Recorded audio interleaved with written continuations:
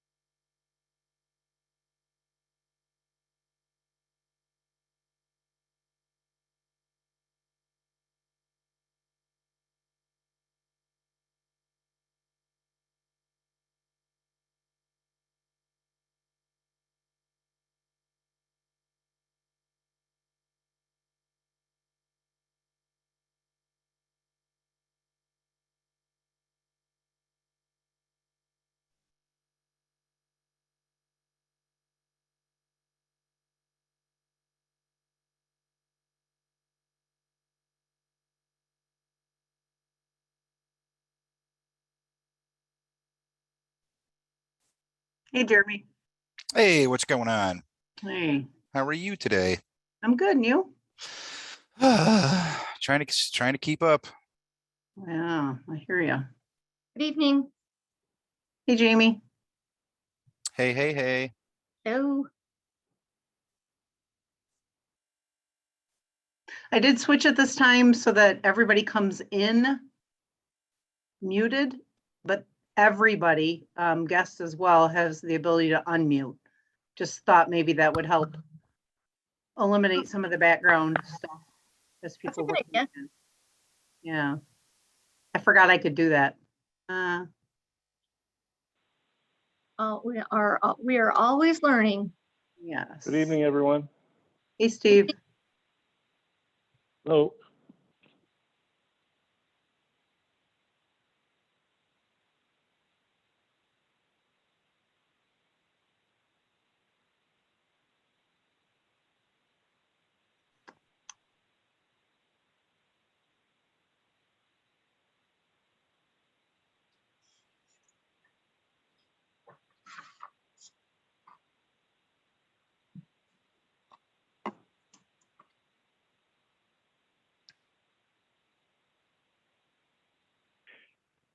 Good evening. Good evening. Hi, Tim. Hi.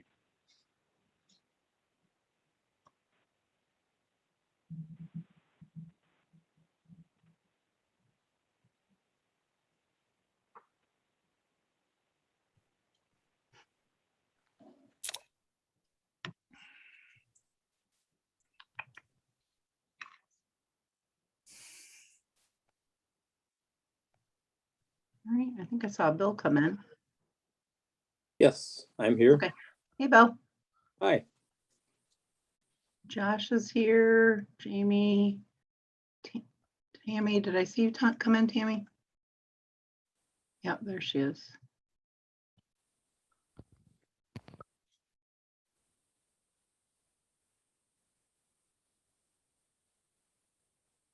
So I think we have all the board, correct?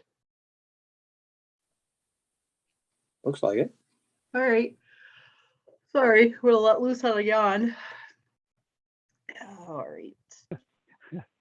It's too early to be yawning, Ann. I apologize. I'm like, don't set that mark. We Yeah, got a pace ahead of us. right. Oh, team here, it says Ann Richards is logged in. So is that, I don't know, that's not me. It's not me either. It should be you. I've never seen myself. Oh, I see it over there. You know what I I'm not mean? sure. Below as well. I'm not sure who that would be because I am logged in under my own. Okay.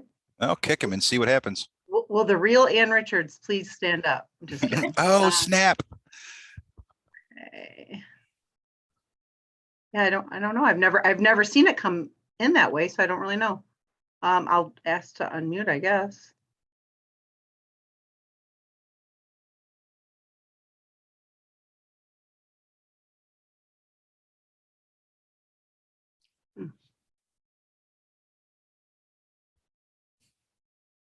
I don't know. They won't unmute. No, it's the same color as my icon though, but like I said, I've just never seen it come up that way, so I don't know what to say. I guess it doesn't matter. Anybody can be zoomed in. Okay, so the board's all here. Jamie, everybody was unmuted. All right, so with that, let's call this regular board meeting to order on July 26th at 7:04. We'll start by saying the Pledge of Allegiance, please.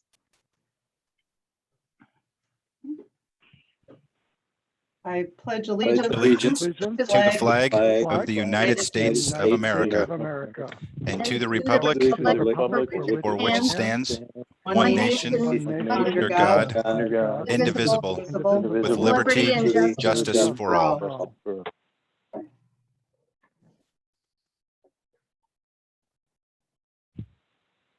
Okay.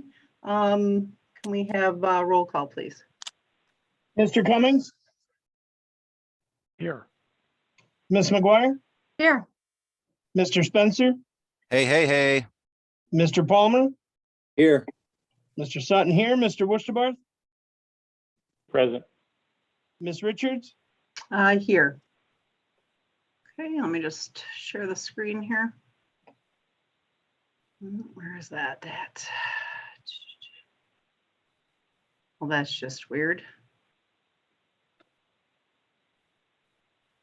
Sorry, it's not showing up the.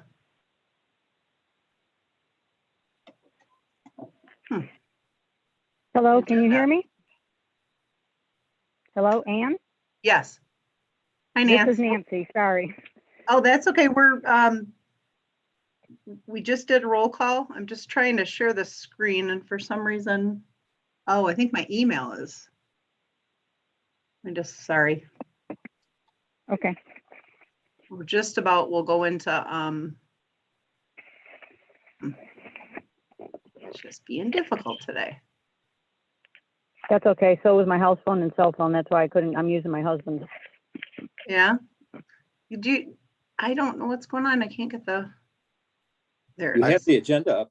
And It is, okay, sorry, it's just not showing on my screen. Okay. Yeah. All right, well, We that's good. Okay, so with that, we need a motion to open up the public hearing for the truth and taxation, please. I'll move that we open the public hearing. Okay, there's a motion by Ms. McGuire, support by Mr. Sutton. Roll call, please. Mr. Spencer, Yes. Mr. Cummings, Yes. Ms. McGuire, Yes, Mr. Wusterbarth, Yes. Mr. Palmer, Yes. Mr. Sutton, yes, Ms. Richards, Yes. Okay, we are now in our public hearing, truth and taxation. And that is why Nancy zoomed in. Go ahead, Nancy.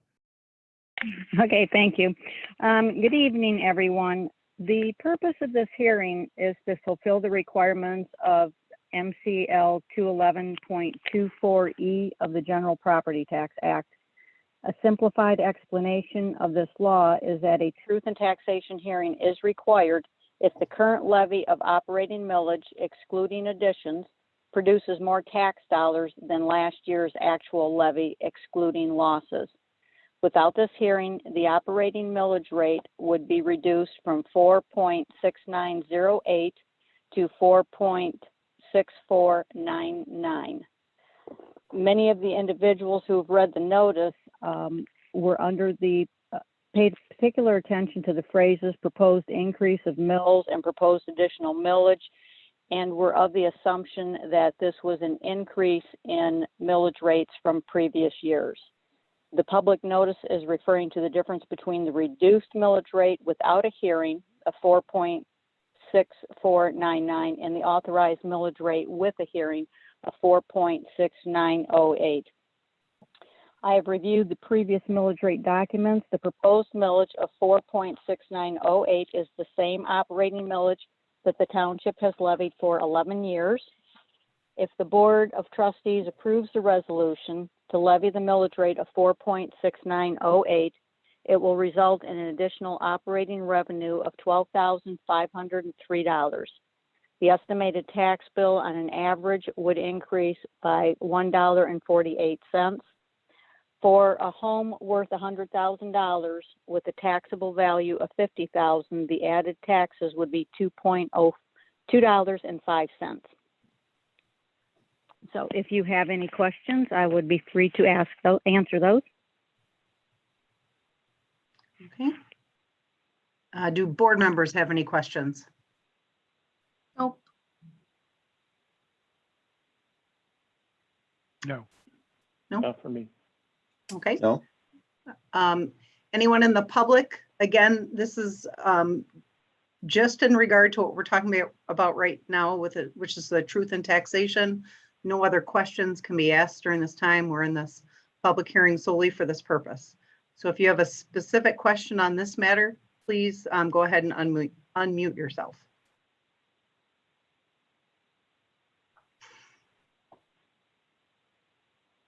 Or use the raise hand feature if you would like. Okay. Hearing none. I would entertain a motion to come out of the public hearing. I'll move to come out of the hearing. Okay, there's motion by Ms. McGuire and support by Mr. Sutton to come back out of the public hearing. Roll call, please. Mr. Wusterbarth, Yes. Ms. McGuire, Yes, Mr. Cummings, Yes. Mr. Sutton, yes, Mr. Spencer, Yes. Mr. Palmer, Yes. Ms. Richards, Yes, we are now back into our regular meeting. Thanks, Nancy, and we'll talk to you again a little bit later in the agenda. Okay, thank you. All right, we're now on to the agenda addition section. I did email the board earlier in regard to getting a resignation for the Planning Commission. I would like to add that, if you are agreeable, to under other, number 3.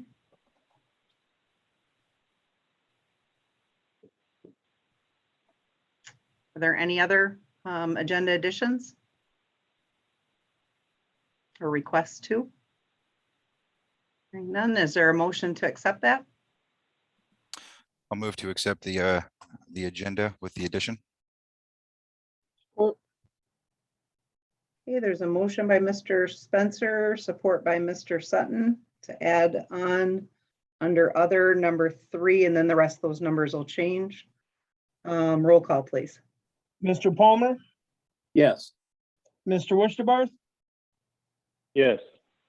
Ms. McGuire, yes, Mr. Cummings, Yes. Mr. Sutton, yes, Mr. Spencer, Yes.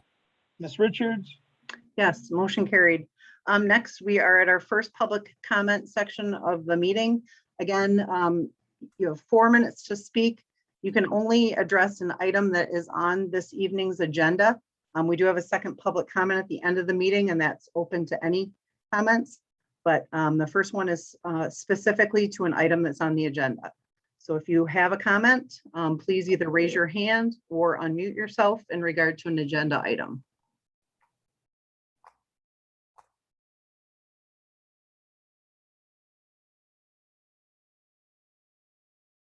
Okay, anyone? All right, hearing none. This is Kathy Wusterbarth. Hi, Kathy.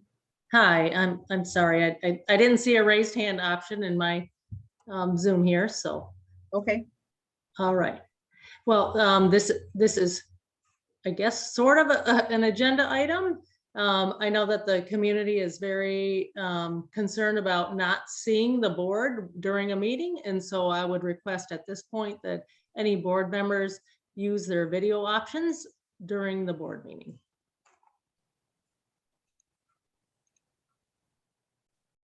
okay, thank you.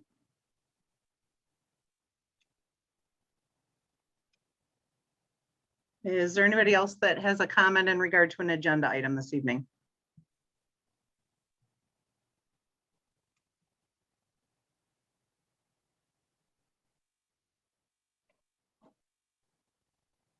Okay, then we'll move on to the consent agenda.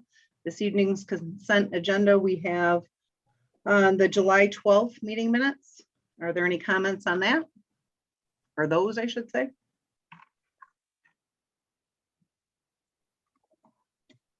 Just there's a slight mistake in that where it identifies as Ms. Spencer. I think Josh is poking fun at me here. I think that's what's going on. Okay. All right. I think we can take care of that one. All right. Anything else under the July 12th? All right, then we have a couple of check runs. We have a prepaid check run for July 20th in the amount of $9,890.38. Any questions or Seems comments awful. there? It seems awful low, doesn't it? For all the check runs we've seen so far, I don't think any of them have been that low. Yeah, the whole deal is way lower. Yeah. We're running out of money. Oh, no. I was hoping we were just spending less, but all right. Any questions on the July 20th? If not, then we also have a July 27th check run. And that's 25,100, or wait a minute, $25,116.75. Any questions on that one? All right. With that, I would take a motion to approve the consent agenda. I'll move to approve the consent agenda. Support. There's a motion by Mr. Spencer, support by Mr. Sutton to approve the consent agenda. Roll call, please. Mr. Spencer, Yes. Mr. Palmer, Yes. Mr. Wusterbarth, Yes. Ms. McGuire, yes, Mr. Cummings, Yes. Mr. Sutton, yes, Ms. Richards, Yes, motion carried. Moving on to subcommittee reports and project updates. We have Rick zoomed in. Good evening, everybody. Hey. So we're going to do a July 2021 engineering report. Thanks, Rick. Yes. Water main projects. We're still struggling with finding the funding, getting the funding secured for Phase A and Woodland Drive construction. As I've said in previous meetings, that was one that started out with ECWAG being fully funded, then they backed down to only 150,000. And since then, we've been trying to secure the funding for that project. The project, like I said, is ready to go, is ready to advertise and bid. Once we secure that funding, I know I've received a lot of phone calls from residents. I believe several of the board members have. And again, we're doing everything we can. The last one we're looking at, not the last one, but the most recent one we're looking at is the C2R2 funding that the township is right at the cutoff line. And I know we're talking to Susan Aller's office to see if that line can be moved or some additional funding to get in there. Otherwise, what we have to wait for is all of the communities, and I apologize, I don't know the number, that are above us in the list to commit to the funding, verify the numbers, and then if there's any funding that they don't secure or it trickles down, then we will have the ability to capture that. So we're hoping to hear something on that here within the next couple of weeks. The phases B, G, F41, and that project that Caterman Construction is working on, they are progressing very well. We did get a detailed schedule from them because we have to start getting the notices out to the residents on when to anticipate their service line connections. They have Oscoda Street between US 23 and Cedar Lake. Main line is installed there. I believe if they haven't completed Beach in that same area from 23 to Cedar Lake, they will have that wrapped up here within the next couple of days. And then there's the short little leg that connects those two between Oscoda and Beach. That's Green Street. And that should be done, like I said, within actually by their tentative schedule says by the end of the month. So, but they were moving pretty good on that. Then they're going to move out to F41, picking up where that main dropped off a few years ago and running up to the Colbath subdivision on 41.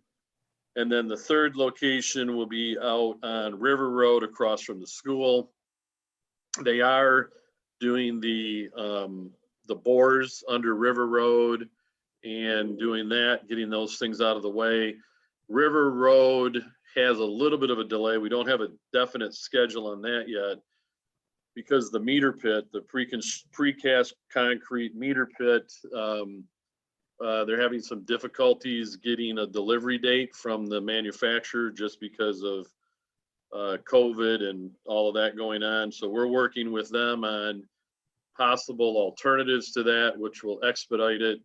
But we got to make sure that it meets, obviously, Oscoda Charter Township standards, working with Doug Moen.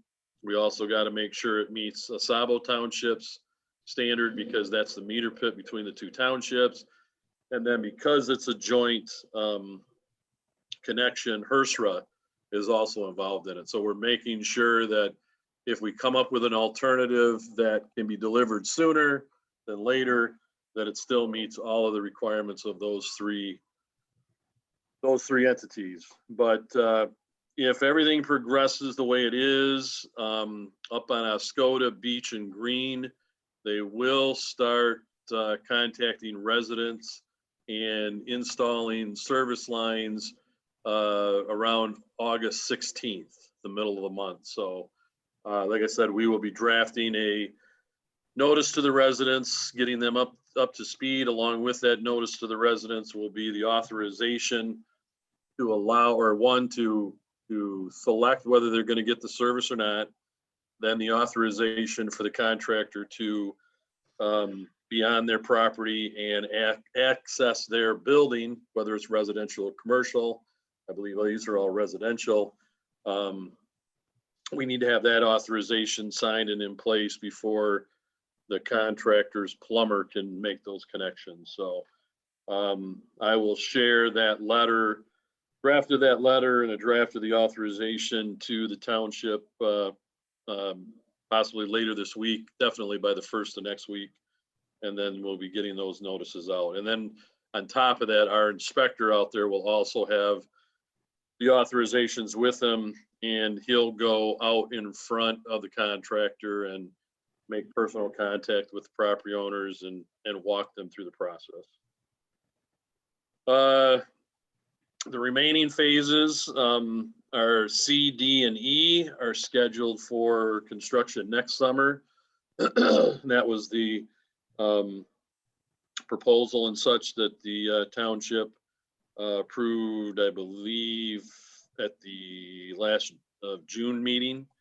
And again, all of these could fall under the C2R2 grant, again, depending on the amount of money we get and when that comes in. So, and a reminder that under the DWRF, the C2R2 funding, all services are covered at no cost to the residents.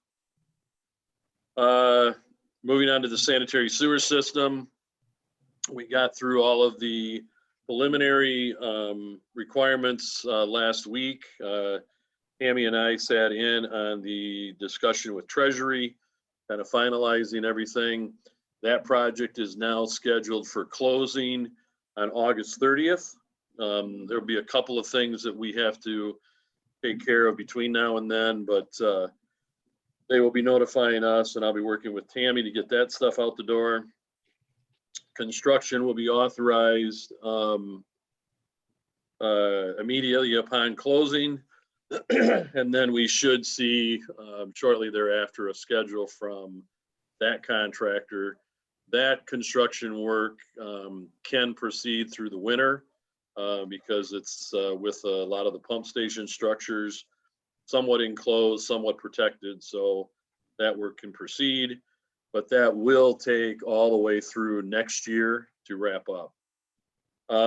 We did find out some additional good news. This is the project that the township was due to their disadvantaged business or community status, that you were getting principal forgiveness. I think the previous number was 1.3 million and change, but due to the change in the bid, the increased amount that RCL came in at, they did agree and increase the principal forgiveness to 1.69 million. So we're working with Eagle to find out how that is actually incorporated, if that comes off right up front, or if it's spread out throughout the entire project in the reimbursement schedule. So we'll have more information on that shortly. Other funding opportunities that we're still pursuing, obviously we're pursuing any and all that are made aware of us or aware to us, and tracking them down through the EDA, federal stimulus. As I said, we've been in continual conversation with Representative Susan Aller's office. Need to follow up on the status with U.S. Congressman Kildee, but I think his request is tied to the infrastructure bill that is going through Washington at this time.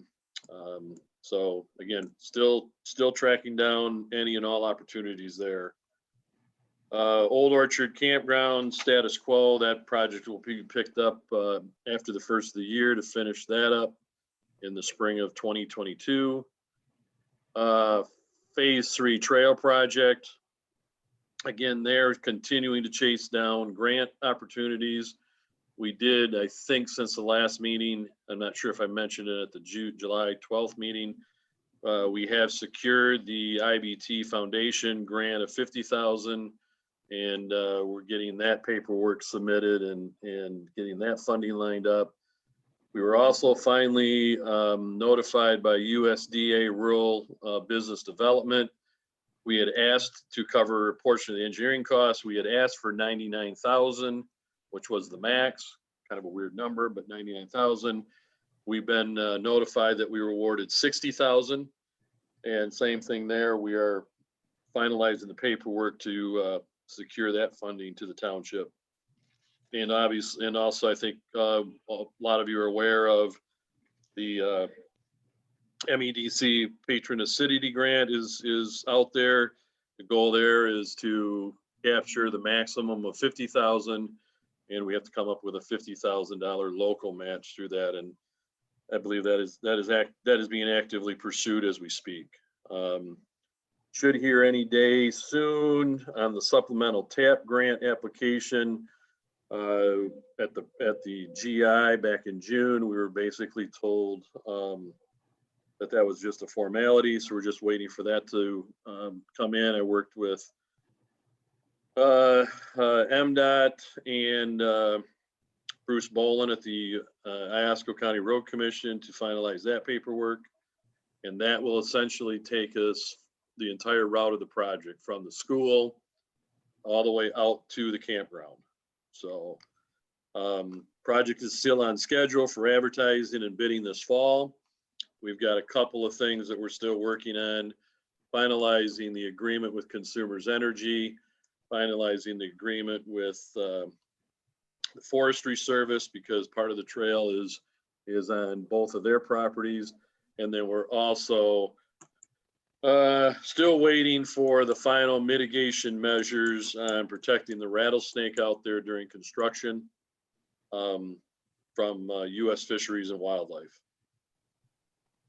Wordsmith Base infrastructure.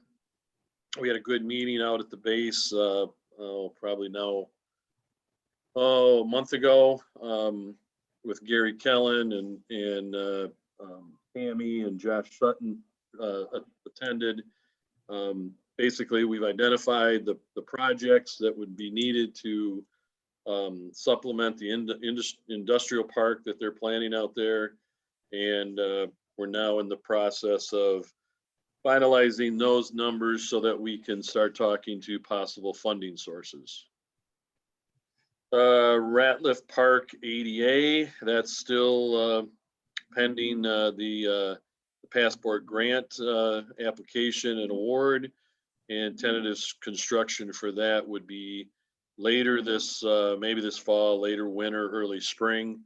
We're going to coordinate that once the money's in place and contractor or all the workforces are identified.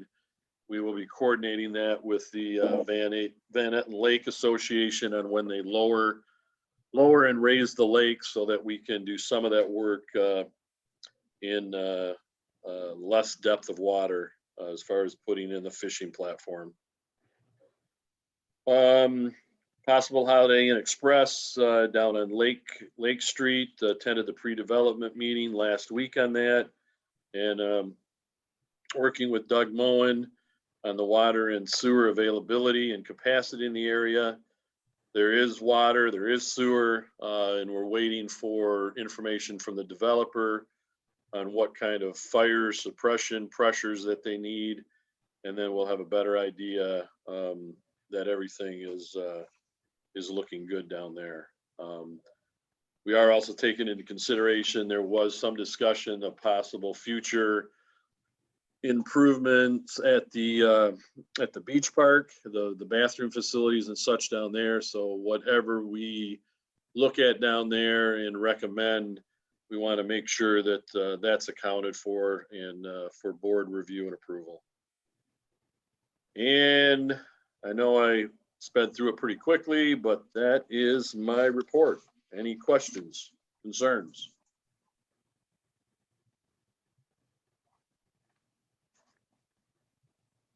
Yeah, Rick, this is Bill Palmer, just Yeah, Bill. one question. Hi, Rick. On the Woodland water main extension, is there any way to include that in the DWRF?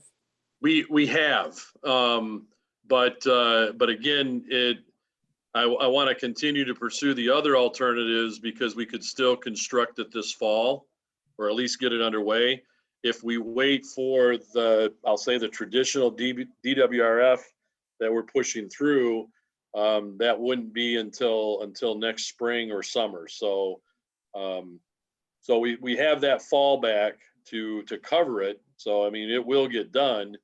I know, but I know there's a few residents out there that are just limping along their wells and would really like to get that main installed yet this fall. But yes, it is included in the DWRF down the line. It's just, like I said, I'd really like to secure the funding if we could this fall yet.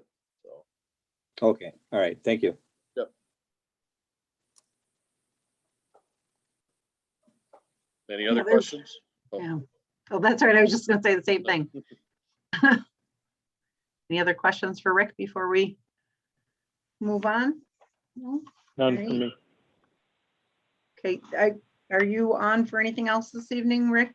I will stay on for the tentative award to the resolution for tentative award to RCL. Okay, So I'll be on for that. okay, all right, thank you. Okay, moving on then, we have the superintendent's report. The first on is the invoice cloud. Okay, your packet contains the requested follow-up information regarding rate charges for Invoice Cloud from Ms. McGuire. As she has been shepherding this project from the beginning, I would direct the board to Ms. McGuire for further questions or concerns regarding Invoice Cloud.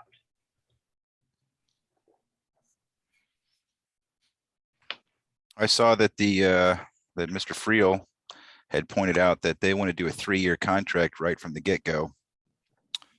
And it appeared from his emails that he was uncomfortable with that, as am I. I understand what they're saying, that, oh, well, we have to do all this stuff to set everything up, and that's all well and good. But, you know, signing up for a 3-year contract when we've never used the service, you know, I mean, we're both kind of jumping in here. So if they're going to take some risk, or if we're going to take some risk by going with their service, they need to take some risk and give us our cancellation options. Should we get a couple months into it and it turns out to be just absolutely terrible? Don't think that's the case, but who knows? Did they allude to allowing for that? Then I'm not sure if Tammy, I don't know if the correct information was included for the legal review, because I sent that information on to Invoice Cloud with Vincent, and they do that because a lot of their upfront costs of them putting together all of our stuff, they don't charge us for it. So that's why they require a 3-year contract with them. Right, and as I said, I understand It's where in they're there. coming from, but you know, Mr. Friel has said that there should be a cancellation policy in there, because I don't want to get locked into a service that's miserable. And I understand that they're taking some risk up front, but if the service is as fantastic as their salesman has projected to us at the last meeting, then I'm sure that they're willing to take some risk to bring us on as a client and show us that it's so awesome. Because if it is, we're not leaving. So I don't see where the risk really is if their service is as good as they say that it is. And if they're not willing to provide that, then that puts me on the fence. I guess I have a question about, Jamie, you were going to go back to them and ask about how the buckets are transformed and how we receive them, how we break them apart to make sure that they get deposited into the right account so we don't end up with many audit adjustments. Has anything been done on that, or do we understand that a little better? Yes, actually, we're point and pay. They would only deposit it into one account. Invoice Cloud will deposit into each individual account if we choose to do that. They can go as many accounts as we want to. If we want them to put them directly in taxes, they can do that. If we want to put them all into the IVT or EVT account, we can do that and verify the amounts before we separate them out to the actual accounts like we do with some of the other things. It really wasn't coming down to journal adjustments. It was just hard because with the Old Orchard Park ones, they were lumping them all together. And it was hard for Jane to do that because they were batching everybody out all at the same time, even though they were in the middle of their shift sometime. But yes, Invoice Cloud had a little bit better model for us to go by. So I was kind of hopeful about that. Okay, so we're not gonna have adjustments because they'll have them broken apart and they go right into the correct accounts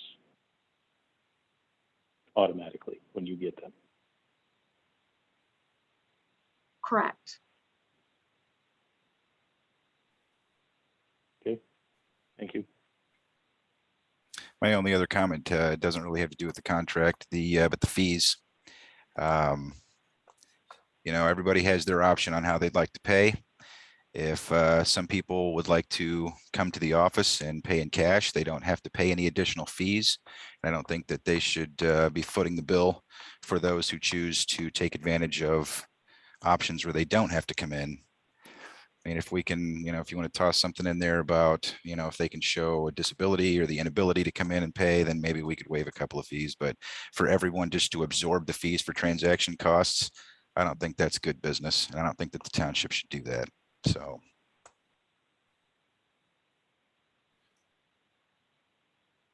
Okay, any other questions?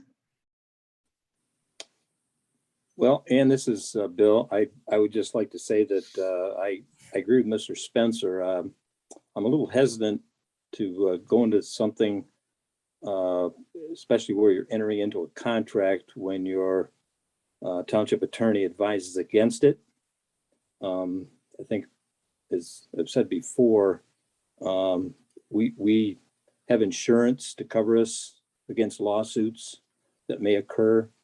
And one of the problems is if a lawsuit occurs and you went against your township attorney recommendation, that is an out for your insurance company to not cover a situation. So, you know, there are some things that, you know, our attorney has advised against it about that, you know, we may or may not agree with, like, you know, formatting our agenda and those kinds of things. But when it comes to entering a contract, I'm with Mr. Spencer. I'm a little nervous about entering the contract when our attorney has advised against the 3-year term. And I'm assuming there wouldn't be a problem with this. It's just that this is an unknown company. We've not dealt with them before. To go with a 3-year contract and the problem with a 3-year contract, I don't have a problem with a 3-year contract. The problem is that there's no out of it, except at the end, not to renew after 3 years. Now, if they were willing to say, you know, if there was a problem after the first year that we could opt out of the contract, you know, maybe that would be okay, or a time period less than the 3 years. I just have to agree with Mr. Spencer. I think it might be a problem for us to enter into something that our attorney has advised against. Maybe they could, you know, toss us out a cost for how much it costs to set all those things up front.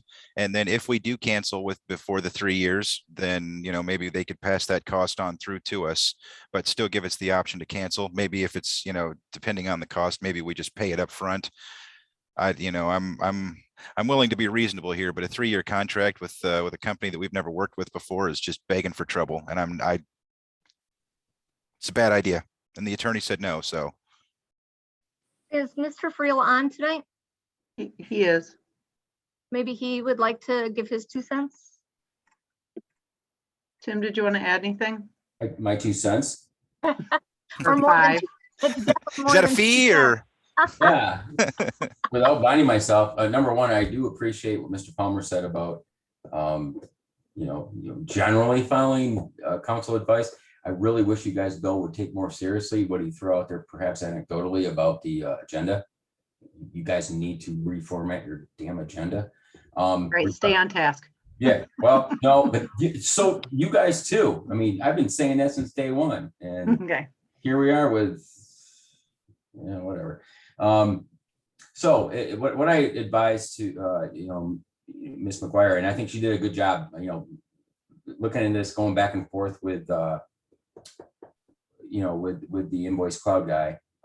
Yeah, my main, there are, you can always pick apart these types of standard form contracts. And erred against that just because, what's the point? They have these standard form contracts and this is how they do business in Mass. And there are a couple of things, but it did come down to what I always care about is, if we're not happy, how do can we walk away? And in this instance, they have definitely a 3-year term, and it automatically rolls into another 3-year term and successive 3-year terms unless you notify them at least 90 days before that you're done. You're out. So that is my concern. As far as the details, I left it to Jamie and the rest of you. How do the terms and rates compare to competitors? I don't know. That's really ultimately what it comes down to. What's the cost for the service provided? I don't know those things, but at the end of the day, what I care about is if we're not happy with the new contract, can we get out? And in this instance, we are stuck for 3 years. Mr. Spencer indicated, hey, let's find out, what are their, because that was their excuse or whatever their rationale was. We have these expenses, these costs are both rolled into the upfront part of this. And we need to at least have a 3-year commitment to defray that. Well, what are those? They all say that. Sounds like a design, build, construction job. But they tell you that.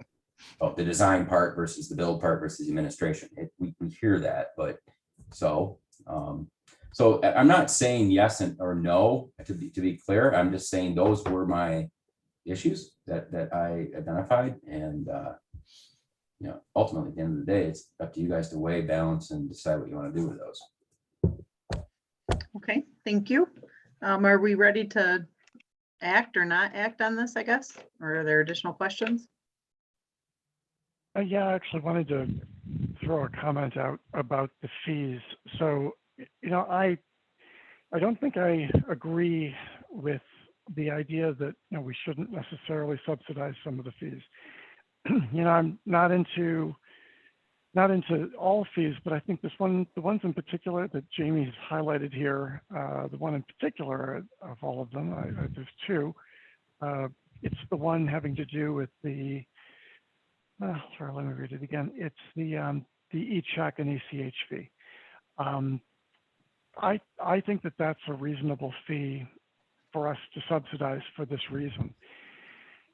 The cost of handling these checks or having to take checks manually, because people are trying to avoid fees or something along those lines, simply becomes a problem, which you described in another meeting. And while I don't have a sense for exactly how many of those checks have problems, I do appreciate that even myself have sent checks into the treasurer's office and had my payments misunderstood because I combined two invoices into one check, and it made them have to do extra work that, I was trying to be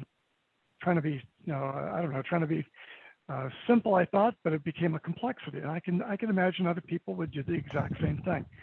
So I guess my thought here is I'm very much in favor of the electronic check ACH fee being subsidized. And I only wanted to ask Jamie if you could explain where the fee for the one called, what is it called? I'm so sorry. Let me read this That's again. okay. It's called what is the one for 25 cents? The online bank direct fee. I don't know what that means. Like when does that occur? Online bank fees is the one that people generate from their homes, from their own bank account. What they don't realize is it's not actually coming to us electronically. It's actually getting a printed check that comes to us, and then it takes 7 to 10 days to get to us sometimes, and people don't realize, even though it comes out of their account right away, it still gets processed and mailed, and then we still have to process it. So we have a lot of people that their payments are late because of it, and then they don't understand why they're getting the late fee, because they're like, well, it was taken out of my account 7 days ago. Right. Well, yes, that's correct, but it generated a check. And then they put in the wrong information. They'll put their tax number, but they really meant to put it to their water bill. So we literally take those checks, and there's approximately 245 of those a month, and we have to copy all of those. And then we keep those copies because inevitably they'll call and say, well, we didn't make a mistake, and they'll have had the wrong number on it, or they have to do that. So definitely it's a labor saving one for the 25 cents too, in addition to the one you were talking about, the e-check as well. That's the one where Right. that's the one where the salesman was talking about. He reaches in and they pull that check directly from the bank before it's printed for the 25 cents. That way the payment shows up on time, and then and they don't actually have to send the check, but there is a fee for them to do that, right? That's the one we're talking about, right? Yeah, and that's the 25 cents. And then they also said with that, even though let's say somebody keeps paying it, but they keep continually putting the wrong account number on it, after a while, Okay. their system recognizes that that's the same person and it'll just go right to the right account. Kind of a healing process. Well, anyway, I just want to say I'm not opposed to those two fees. So thank you, Jamie. So the biggest concern seems to be, not to summarize everybody's thoughts, but the 3-year, we like the program, right? Just have Oh, looks a great. tier of committing for 3 years Yeah, without an out clause. yeah, and I agree with that. That's a good point. I didn't mention that agreement, but yeah, I agree with that. It is a concern. We definitely don't want to be venturing down something. The only, as I think a number of people pointed out, even some of the residents commented to me about the presentation. It was a very good presentation, and of course, I would say that the guy who did it is a good salesman. He made it look, very slick, very valuable, exactly what we need. The problem is, we haven't experienced those glowing reviews, glowing results, like he's saying everybody else in the world has. So I agree with the point that we should have something in there, but I'd be just interested for them to maybe try to, what would they be willing to compromise on? 1 year, 2 years? I mean, did they push back when they were talking about this, Jamie, by saying that they wouldn't negotiate on that point? Basically, yes, that's pretty much what they said, because of all the costs of, what they would be doing is they would take all of our data and transfer all the people that are already signed up on ACH for taxes and for water. And we have over 600 people that are signed up just in water and all their information and those type of things. So yeah, they were not budging on that at all. So what other services are available that provide this these levels of payment with the aesthetically pleasing website? I'm sorry, what was the question? Did you find any other services that are on par with Invoice Cloud? I mean, there have to be other payment processors out there that can provide integration with BS&A and do all the things that Invoice Cloud's going to offer. I mean, they can't be the only company in town, or well, I guess in the country, as it were. Yeah, right, exactly. Actually, the Nick Townsend brought Invoice Cloud to me from here on Community Bank because they integrate with them and point and pay. So that was a definite plus for me. So we just kind of started going with them. They did include a bunch of references from other municipalities that I would be happy to take a look at and get some input for you guys. Or if you'd like me to go out and look at different companies still and see if they still have the same type of obligations in their contracts for the 3-year thing, if that's basically like everybody does that, or if it's just Invoice Cloud or something, I'd be happy to do that. I think we should do that. In my opinion, I think that we should, and call them up and tell them, the board is unhappy with this contract and it doesn't look like we're really, leaning towards signing that.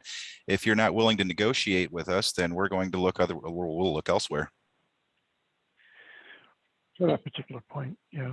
One of the other things too, Jamie, during that presentation, they talked about, their popularity and how many different municipalities they worked with. They aren't the only one in town for sure. I think the number did not nearly match the entire country, but they definitely weren't the smallest either. And I wanted to just point that out to people that have the concern about the 3-year commitment. If there were municipalities that were experiencing grave troubles with this processing company, we would probably be able to find how would you put it, like hate mail or whatever, some bad reviews. Yeah. Mhm. on the internet. I don't think there would be no reason for them to be quiet about it, municipality or not. And anyway, that might be a way for you to start that legwork early, Okay. Jamie, is if you wanted to take a look at that. Absolutely.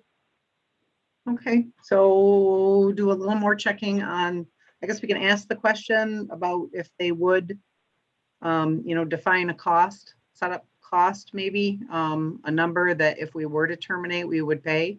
If we have a comfort level with that, or again, check on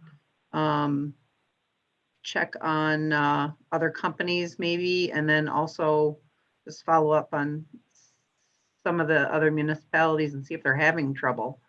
Or, if they're rebate, like you said, Tim, if there's any negativity out there at all. So, do we need action to have Jamie do this, or are we just good with? Well, since it's an agenda item, we should probably, I move to postpone the invoice cloud discussion until our next regularly scheduled meeting, pending additional information and additional options from Ms. McGuire. I support that. All right, there's a motion by Mr. Spencer and support by Mr. Cummings to postpone for some additional information till our next meeting. Roll call, please. Ms. McGuire, Yes. Mr. Wurstabarth, Yes. Mr. Palmer, Yes. Mr. Sutton, yes, Mr. Spencer, Yes. Mr. Cummings, Yes. Ms. Richards, Yes, motion carried. Next on is the Snowmobile Trailhead Agreement. Tammy? Okay, your packet contains a letter dated July 8th to 2020 from the Iasco County Parks and Recreation Commission. The proposed renewal of the Snowmobile Trailhead Agreement is up for the last of 4 potential annual renewal terms. Your packet also contains a copy of the operating agreement for your review. Approval is sought for the Township Supervisor and Township Clerk to execute the last of 4 renewals, term of July 1, 2021 through June 30th, 2022, on the Snowmobile Trail related operating agreement as previously approved by the County Parks and Rec Commission. Is there any questions or a motion? So this is an agreement between our township and the county? Yes. Is this going to be like the Gypsy Moths where we pay them and then they stop doing it? No, we don't pay for this. This is just an agreement that helps with, they have a grant that they do every year for the Snowmobile Trail. And with our agreement, which we will have to come up with a new one for next year with more terms. It's just like a very cohesive agreement between the two. This just gives them access to cross our property for the trails.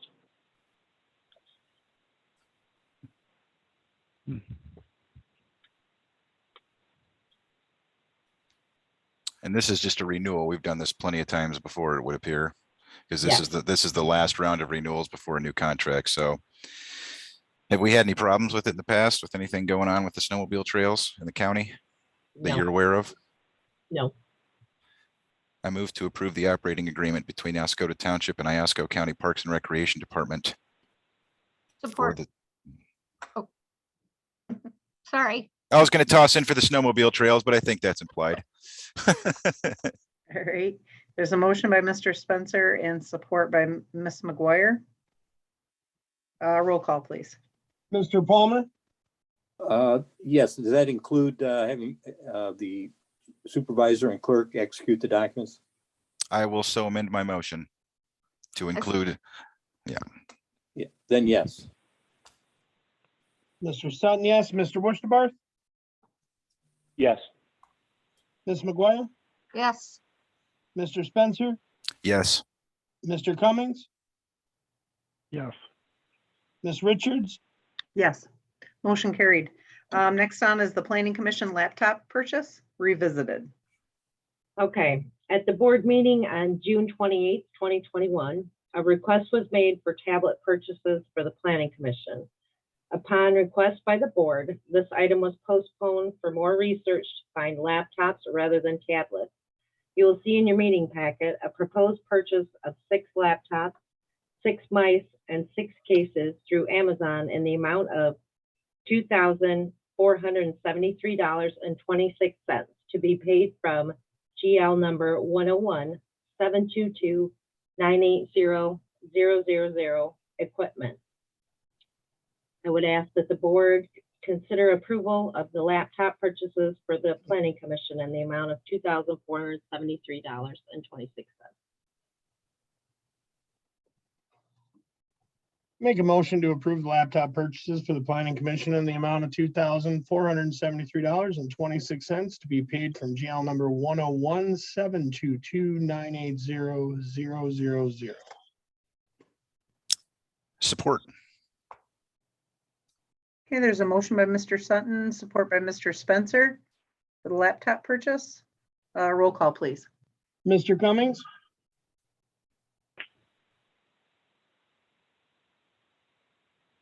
Sorry about that. I went the wrong way on the mute. I said yes. thank you. Mr. Palmer, Yes. Mr. Sutton, yes. Mr. Worcester, Yes. Ms. McGuire, yes, Mr. Spencer, Yes. Ms. Richards, Yes, motion carried. Next on is the Old Orchard Park equipment purchase request. All right, your packet contains an email from the Parks and Recreation Director to purchase a new log splitter and 3 buoys for the swimming area at Old Orchard Park. The cost for the log splitter is $1,199.99, and the 3 buoys will cost $689.97, totaling $2,579.93 to be paid out of GL number 509-000-979-000. Would ask that the board consider approving the purchase of the new log splitter and 3 buoys totaling $2,579.93.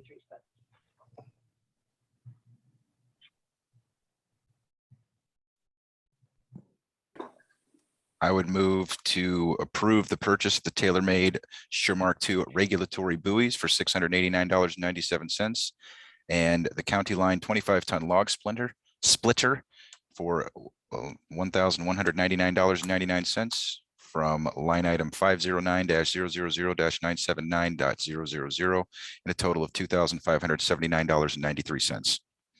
or Support that. There's a motion by Mr. Spencer and support by Mr. Sutton for that Old Orchard Park purchase. Roll call, please. Mr. Spencer, Yes. Mr. Cummings, Yes. Mr. Palmer, Yes. Mr. Sutton, yes. Mr. Worcester, Yes. Ms. McGuire, yes, Ms. Richards, Yes, motion carried. Next on is the organizational chart chain of command. Tammy? All right, your packet contains an organizational chart for the township to properly document how each employee should be reporting and further provide clarification of responsibility. I would ask that the board consider approval of the organizational chart and provide copies to each department head to post in their respective workplaces.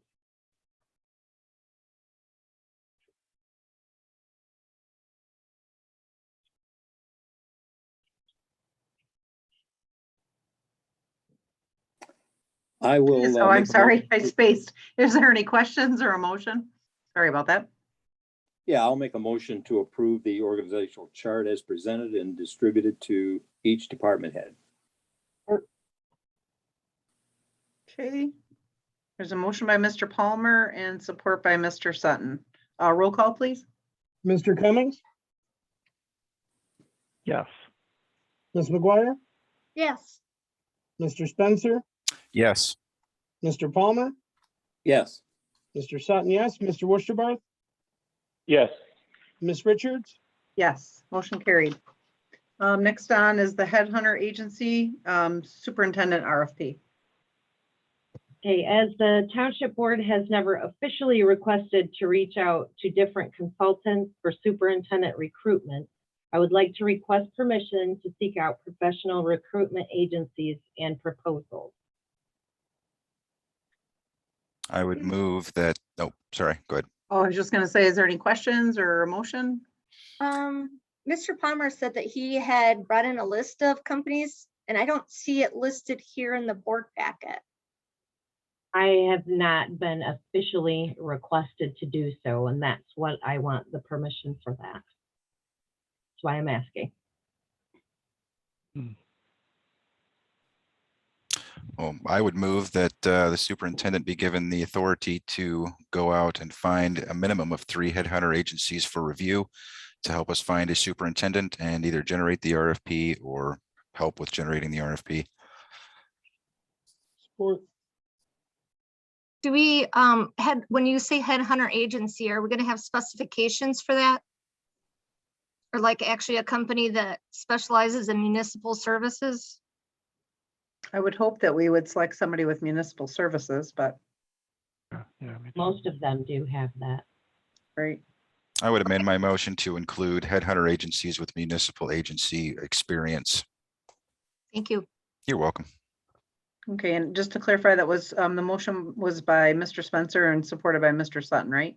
Yes, Do you, Okay, do you still support it, Mr. Sutton, I after my, still support that, Mr. Spencer. just checking. okay. Any further discussion? Are we ready for roll call? Roll call then. Mr. Spencer, Yes. Mr. Cummings, Yes, Ms. McGuire, Yes. Mr. Wurstabarth, Yes. Mr. Palmer, Yes. Mr. Sutton, yes, Ms. Richards. Yes, motion carried. Moving on to the resolution section of the board agenda. The first on is resolution number 2021-23. I believe Mr. Sutton emailed out a revised copy that added property parcel numbers on. Did everybody get that? I Yes. did not, but I haven't looked for it I'm yet, so looking for that. Okay, Jeremy, I can read it to you. it'd be fantastic, Mr. Sutton. Resolution number 2021-23, a resolution to state the Oscoda Beach Park's non-disposable property that will remain in public use as the Oscoda Beach Park. Whereas the Charter Township of Oscoda supports making the Oscoda Beach Park parcel number 064 V10-005-00760 and 064 V10-004-00630 and Sunrise Park parcel number 063-014-200-00100 and 064 L12-000-29800 non-disposable property. And whereas the Oscoda Beach Park and Sunrise Park will remain in public use as the Oscoda Beach Park, and now therefore be resolved that the Charter Township of Oscoda has declared by resolution that the Oscoda Beach Park and the Sunrise Park are non-disposable. Be it further resolved, the Charter Township of Oscoda Board must vote unanimously to change the disposition of the Oscoda Beach Park and Sunrise Park in the future. Be it further resolved that the Charter Township of Oscoda commits to keeping this as a public Oscoda Beach Park and public Sunrise Park for current and future generations. Sounds great. The only part I don't like is the unanimous changing of the disposition. I don't think that it's should be a standard vote of the board. I don't think that we need to have a unanimous set or a unanimous vote on that. And if we do, it should probably be a unanimous vote to set that resolution. I'm not even sure if we Yeah, I would can, agree. can we even enforce a unanimous vote on that with I the think resolution? everything, We could, that's a good question for Tim, because I think everything we do is just a majority of the quorum convened. Do you still have Tim on to verify that? Yeah, I'm here. I'm sorry. What's the question again exactly? The question is that in resolution number 2021, there's a line that says, be it further resolved that the Charter Township of Oscoda Board must vote unanimously to change the disposition of the Oscoda Beach Park in the future. I like the resolution. I think it's great, but I don't think that we should do a unanimous vote. I Okay, think that's a bad idea. 2021, which one again? 2021-23. The resolution Oh, to state that okay. the Oscoda Beach Park is a non-disposable property. All right, yeah, you're catching me on the fly here. Is there anything charter-wise that pertains to the disposition of property? I don't think there is, that No. pertains to this. That's always something we need to look at.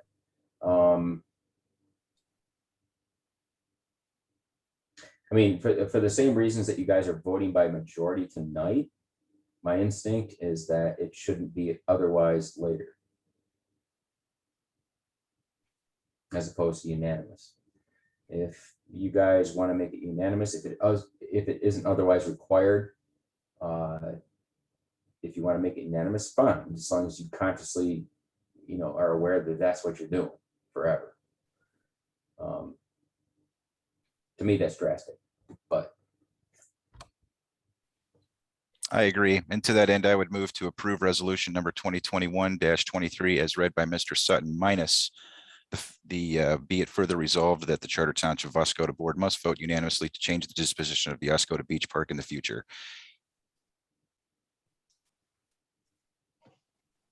I'd support Would that. you change the unanimously to majority? I would remove the line completely. Doesn't need to be there. It has to be a majority for it to pass. And I think that trying to jail future boards is not our job. And let me ask, if Tammy or Ann or anybody else knows, is there anything that anybody's thinking of that does require a unanimous approval from and after adoption of this? I honestly do not know right off the holster. I don't think so. No, nothing that has to be. It was just my concern when putting this together that was something like the beach park, that if circumstances changed, I would believe that it would take 7 members of the board looking at that before we would make a decision. I But see. majority would be there. Unanimous was just that it means a lot to the community.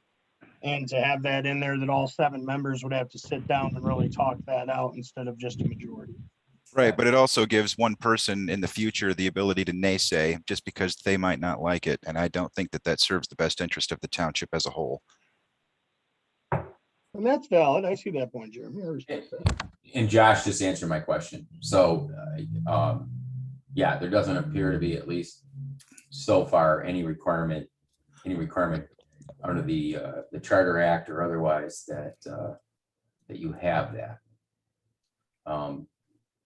Good idea, but yeah, you guys are free to consider what Jeremy has moved. Yeah, this is Bill. I would agree with that. I spent a good part of the weekend thinking about what possible circumstance could we come up with that would make us want to sell the beach park. And I couldn't come up with a real reason that we would ever want to sell the beach park. However, my crystal ball isn't what it used to be. So I don't know what the situation here in Oscoda might be 20 or 30 years from now. So to hamstring a future board with requiring that unanimous vote, I think would be a mistake on our part. So I'm all in favor of the resolution, just not the unanimous requirement of a future board. So. Right. And I'm sorry, that first motion was made by Mr. Spencer and supported by Mr. Worcesterburg. Okay, thanks, Steve, to remove that. I do Right, like the and I- resolution though, and I think it will send Yeah. a clear message to the citizens that there's no board member sitting up here right now or in the past that I can have ever met that would even consider selling the beach park ever, because we all love it. We all understand it, that it's it's one of the crown jewels of our community, and it's not going anywhere. The only thing that we're going to do that beach park is make it better, and that'll be coming in some future discussions. Right. Yep. And and obviously I'm definitely not saying that I would want to sell it. I'm just saying that most of it has been acquired with different grant funding that has obligation for public use as well. So we're Well, tied there's that, in. yeah. We're tied in numerous ways. Not that we have to be. I'm just adding that in there. So are we any more discussion, or are we ready for a vote? Okay, so there's the motion from Mr. Spencer, support with Mr. Westerbarth, to approve resolution 2021-23 with the removal of The second to the last paragraph talking about the unanimous. Yes, and specifically the one that Mr. Sutton read out loud. Mhm. No, that way there, all of the parcel numbers that he read are Yeah, part right. of the. Included all the parcel numbers, correct. Okay, with that, roll call, please. Mr. Westerbarth, Yes. Ms. McGuire, Yes. Mr. Cummings, yes, Mr. Sutton, yes, Mr. Spencer, Yes, Mr. Palmer, Yes, Ms. Richards, Yes, motion carried. Next on, we have resolution number 2021-24, truth and taxation. Nancy is on the line again. so with this resolution, basically, we're getting an additional $12,000 in tax revenue. That's what this whole thing, truth and taxation, is bumping us back up to 4.6908 mils. Which would, it which wouldn't we- be an extra. It would be what we normally collect, what we've been collecting. oh, Right. so so with this resolution, we're keeping it at an even keel. Yeah, if we don't pass it, we'd lose the 12,000. Gotcha. Right. I didn't hear any citizens complain about it in the public hearing. And I didn't hear anybody say yay, but I didn't hear anybody say nay either. So I would move to approve resolution 2021-24, truth and taxation. Support. Okay, there's a motion by Mr. Spencer, support by Mr. Palmer for resolution 2021-24. Roll call, please. Mr. Palmer, Yes. Mr. Westerbarth, Yes. Ms. McGuire, Yes. Mr. Cummings, yes, Mr. Sutton, yes, Mr. Spencer, Yes, Ms. Richards, Yes, motion carried. Next on is resolution number 2021-25, Oscoda Charter Township Board Resolution to adopt poverty exemption, income guidelines, and asset test. Nancy, did you want to add anything there? Okay, I had sent a memo to Tammy concerning this, and basically, there were some law changes that had occurred, December of 2020. Various documents and information came out from MTA concerning this in January, February, March timeframe. So it's necessary for us to make some adjustments to our poverty exemption and asset test. So I had taken the opportunity at the July board review to go over the original exemption guidelines that we had. And we reviewed it in comparison with the current legislation. And these are the recommended changes and adjustments that we came up with in order to be in compliance with the new statute. so we really don't have a choice on this one. This is you will do it or else from the state. Well, there were some things that have been changed, things as to what you can or cannot have in your guidelines. There are some restrictions as to the level of exemption that can be given now. You can exempt at 100%, 50%, or 25%. Anything other than that, you have to have permission from the State Tax Commission to deviate from those specific exemption percentages. Some of the things we had in there, you were no longer allowed to have in there. So we were removing those. Our original exemption form, poverty exemption guidelines, had been adopted in 1998 and had not been reviewed since then. So there were some adjustments that we made upwards.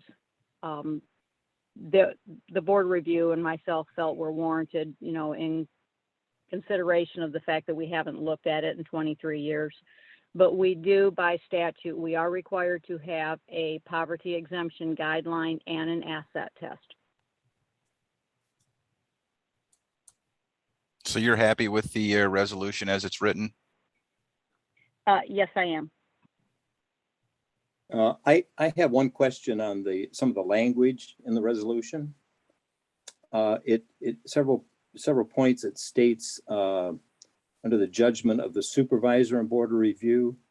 I'm just wondering, I know in the past, a lot of townships, the supervisor was the assessor.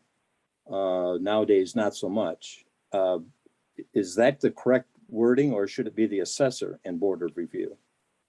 The places where it's referencing to supervisor and board review, those phrases came specifically out of the General Property Tax Act. So that terminology is in the statute. And we basically took a sample resolution that the Michigan Township Associations put out, and we tweaked it to meet our criteria. So the verbiage where it has supervisor and board review, that is in the statute, and that is in the Michigan Township's sample resolution. Okay, all right. One other question that I wasn't clear on, and I, in the a number on the first page, you have a 1 and a 2, and it has to file a claim with the board of review on a form.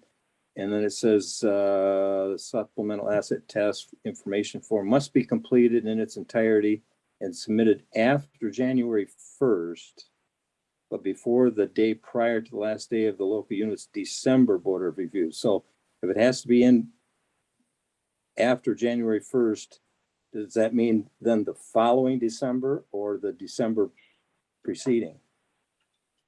So if somebody was, okay, if someone was trying to file for the hardship exemption in calendar year 2021 to get an exemption from their 2021 taxes, they would have to file that paperwork after January 1st of 2021, but before the day before our December 2021 board review meeting, because the board of reviews can only deal with a hardship exemption for that year during that same calendar year. Okay, I gotcha. All right. Thank you. You're welcome. Were there any other questions?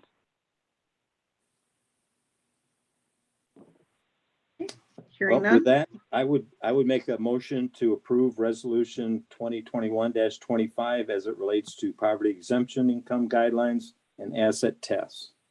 So motion by Mr. Palmer, support by Mr. Sutton for resolution 2021-25. Roll call, please. Mr. Spencer, Yes. Mr. Palmer, Yes. Mr. Wusterbarth, Yes. Ms. McGuire, Yes. Mr. Cummings, Yes. Mr. Sutton, yes. Ms. Richards, Yes, motion carried. Next on is resolution number 2021-26, tentative construction award. I know Rick's still on the line, but that is to award to RCL. Many have any questions or? Just one thing, just to remind you, the reason it is a tentative award is because Eagle has to be the final approval, which they're going through the process right now, and that would be taken care of at closing. So. But this resolution is contingent upon successful financial arrangements with the Clean Water State Revolving Fund. Is that Eagle? Yes, that is Eagle. I'm sorry. Yes. Okay. All right, any further questions or make a motion to accept?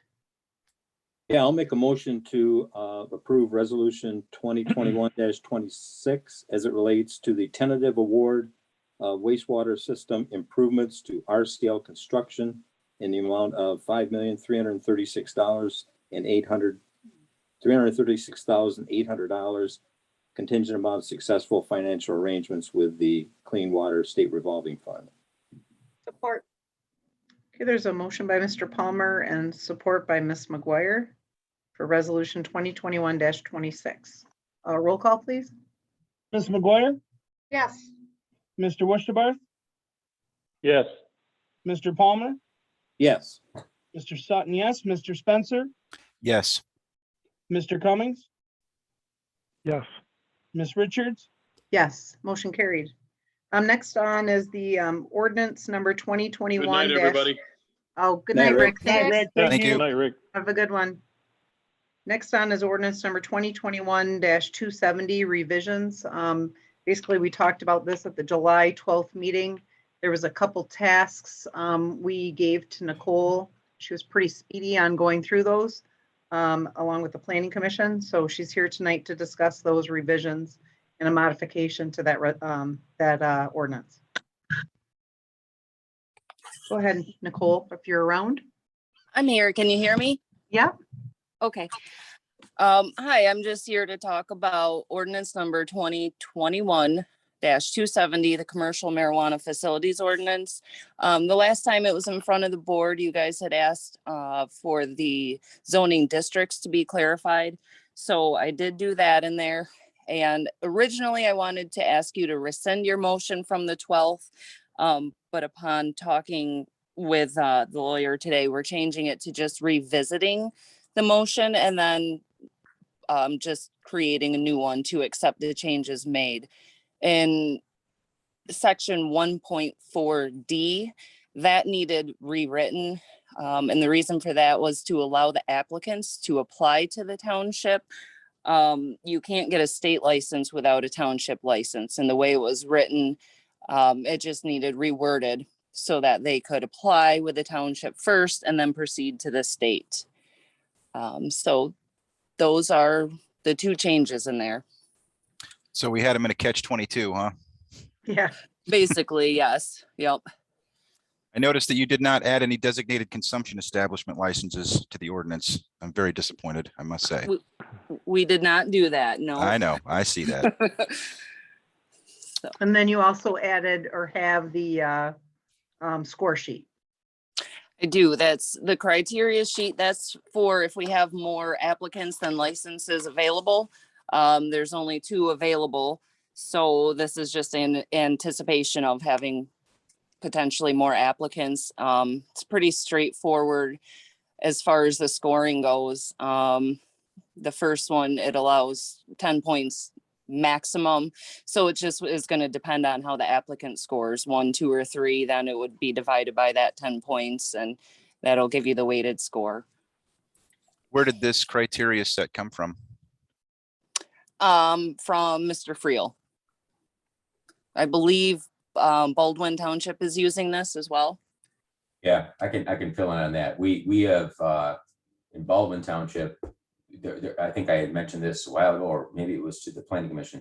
We have been sued by a couple of entities in terms of the number of allotted adult rec facilities. And so through that, we worked with multiple attorneys, myself, and came up with the ordinance that's in front of you, pretty much. And then we tweaked it with the planning commission to, we think that would fit Oscoda's needs better. And then with this criteria sheet, as Nicole said, that's when and if there would come to be a situation where you have multiple applicants for a limited position. There is nothing out there right now other than the statute itself, which just says loosely competitive criteria, you need it. There is no guidance as to what that is. There's litigation all over, mostly Southeast Michigan, about what that means. And so we're just taking our best crack at that. So what I did was take what we came up with at Baldwin, it's really simple, and proffer it to Oscoda for now. The other thing that the board might want to consider at some point and via its planning commission is allowing more rec facilities, but then regulating them based on distance, like dimensional requirements and stuff like that. So you don't have to get down to the competitive criteria, which is again subject to a lot of uncertainty right now. But rather, hey, you've got these 2 that you've allowed right now. If you want another one, it's got to be 3,000 feet away from any other one, regardless of what district they're allowed in. So if you go that route, you have less to worry about. You don't have to get into the competitive criteria. It's just a question of, how many are there. So anyway, that's why we are where we're at. I know there's been some, sorry, go ahead, Mr. Woodsworth. No, go ahead, Doc. Who does the scoring? Is that the board? Planning commission? No, the board. Ultimately, these are special use. These are special uses. So they start out with the planning commission and then they have a public hearing. They go through site plan review. They go through a special use procedure that the ordinance already provides for. After that, then there's basically a recommendation to you guys as to what they think should be. You then, as a board, approve or not any special use in the whole township. In this instance, if there are multiple applicants for one spot, that's when then these competitive criteria come into play. And then that's where there's a lot of litigation pending around the state about that. But no matter what, you guys at a board level would be the ones to apply those. The other thing too, as far as the ordinance versus the competitive criteria goes, they're both approved by resolution. The competitive criteria are not part of the ordinance. So if you ever want to change those, you don't have to go through the whole ordinance amendment process. You guys can just change them right here at the board level. That's something I came up with down in Baldwin. It's something that we may need to do, but. Have you foreseen any issues? You said there's a lot of pending litigation based on these, on this criteria sheet. When you generated these questions in Baldwin or whoever kind of approved these at that time, do you foresee any issues with these? And basically the reason I'm asking is that the question has been posed that there are already medical facilities in town and they should have some additional weight on this criteria, seeing as how they've already got a license. Is that something that we should put onto this criteria sheet if it comes down to it, or no? And why not, or why for? Yeah, well, I don't know. And fair enough. The next part is, because there are a couple of really good opinions out there. One by, I won't get into who the judge is in the Eastern District for the Federal District of Michigan. Really great opinion, very academic, but that's all it is right now. It's a lot of pedantry and academics. We don't know, nothing has been resolved for sure, in terms of what's legit. And it seems like whenever there's Detroit has just been ambushed with, I shouldn't say ambushed, they saw it coming, but they have been the object of much litigation. Livonia is another one. They were one of the first that got some publicity. It's almost impossible to tell until we have some solidified precedential, judicial, ruling that says, all right, here's this crap statute when it comes down to it, when it comes to this, and this is what the dispute is. Here's what the supposed criteria are, and this is what we think. We don't have that. We have so far, from what I've seen, courts striking down stuff and or possibly in part upholding stuff, but not really saying with any definitiveness what's okay and what isn't. So we are all kind of flying blind on this. These criteria that are in front of you that came from Baldwin Township just to the south simply are the product of months of thinking. I mean, it looks really simple, and that was on purpose. Just thinking and studying. Our planning commission chair in Baldwin is Tom Emery, retired attorney. Never did this stuff in his practice, but he's a brilliant attorney. And so we had multiple minds like looking at this at once, and this is what we came up with. And a couple of the board members, Dave Hoyne down there, we're looking at too. There is no silver bullet here. Not that we're, hunting werewolves, but this is the best we came up with. Hopefully, what I hope for this township is we don't necessarily have a fight, 5 people for 2 spots. That's when this is relevant.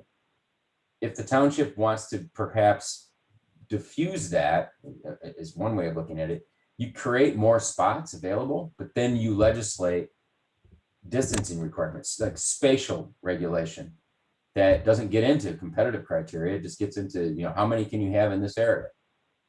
But, it's kind of the cart in front of the horse right now, but we need to do these things. We need to do these things. And so that's what Nicole and I have come up with so far.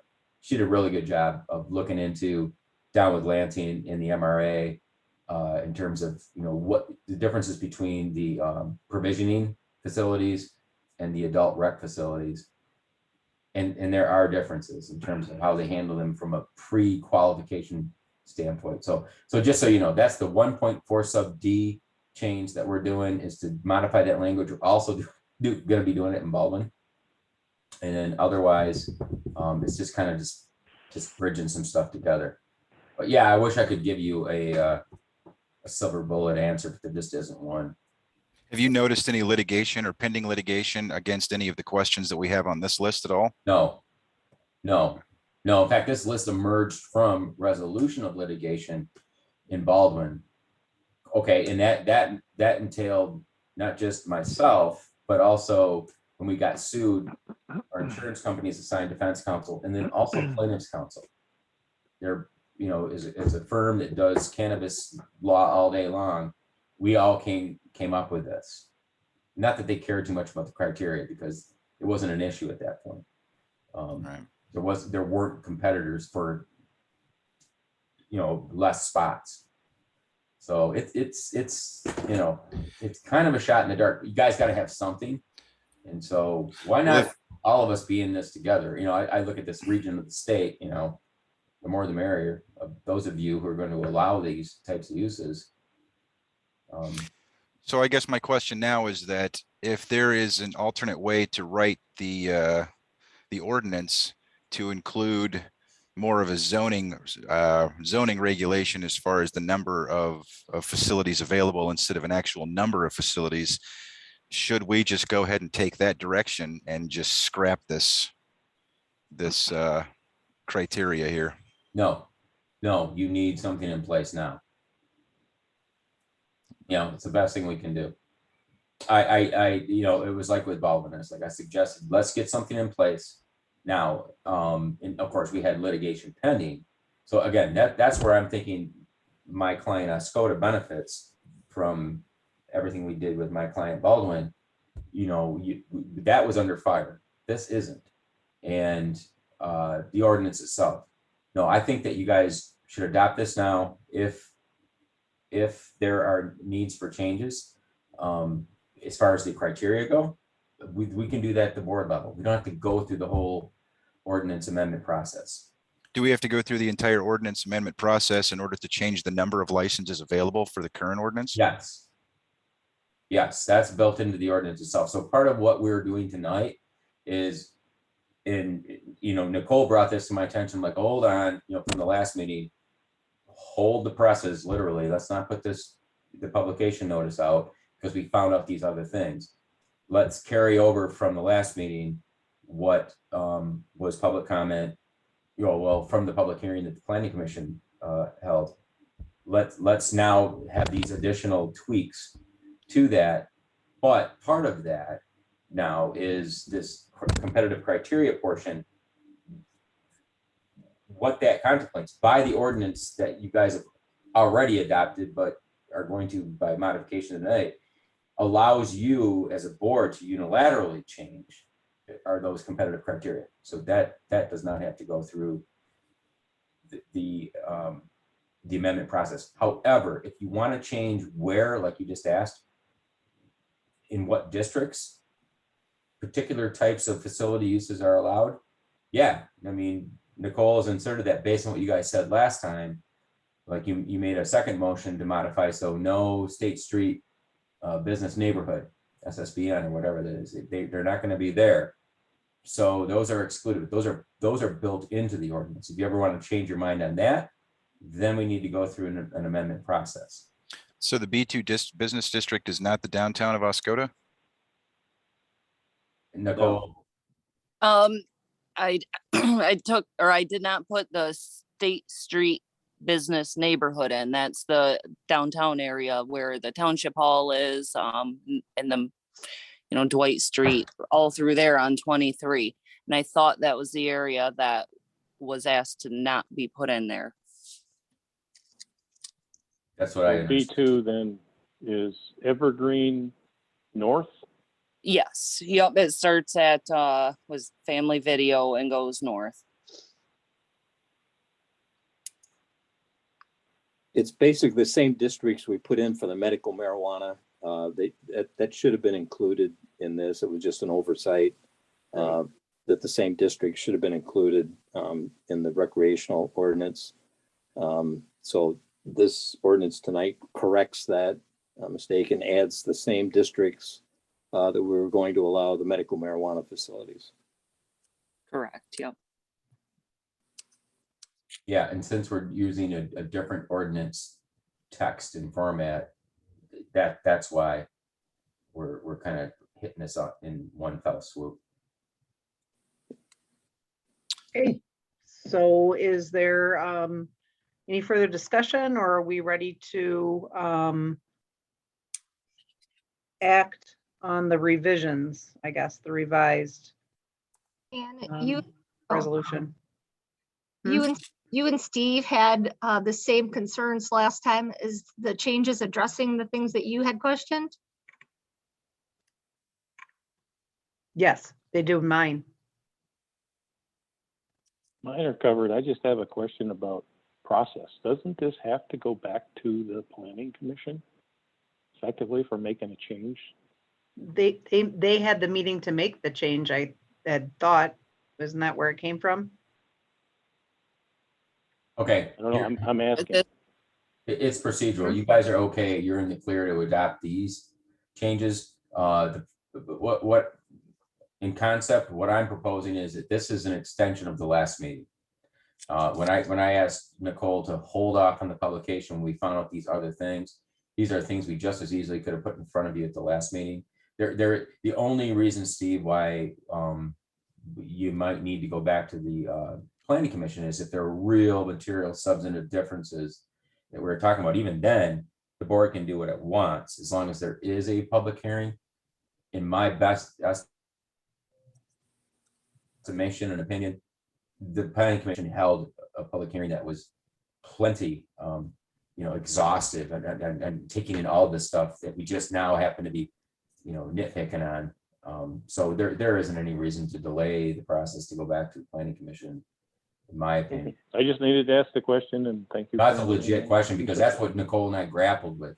It's like, man, should this go back? And it's like, no, there's no reason for it.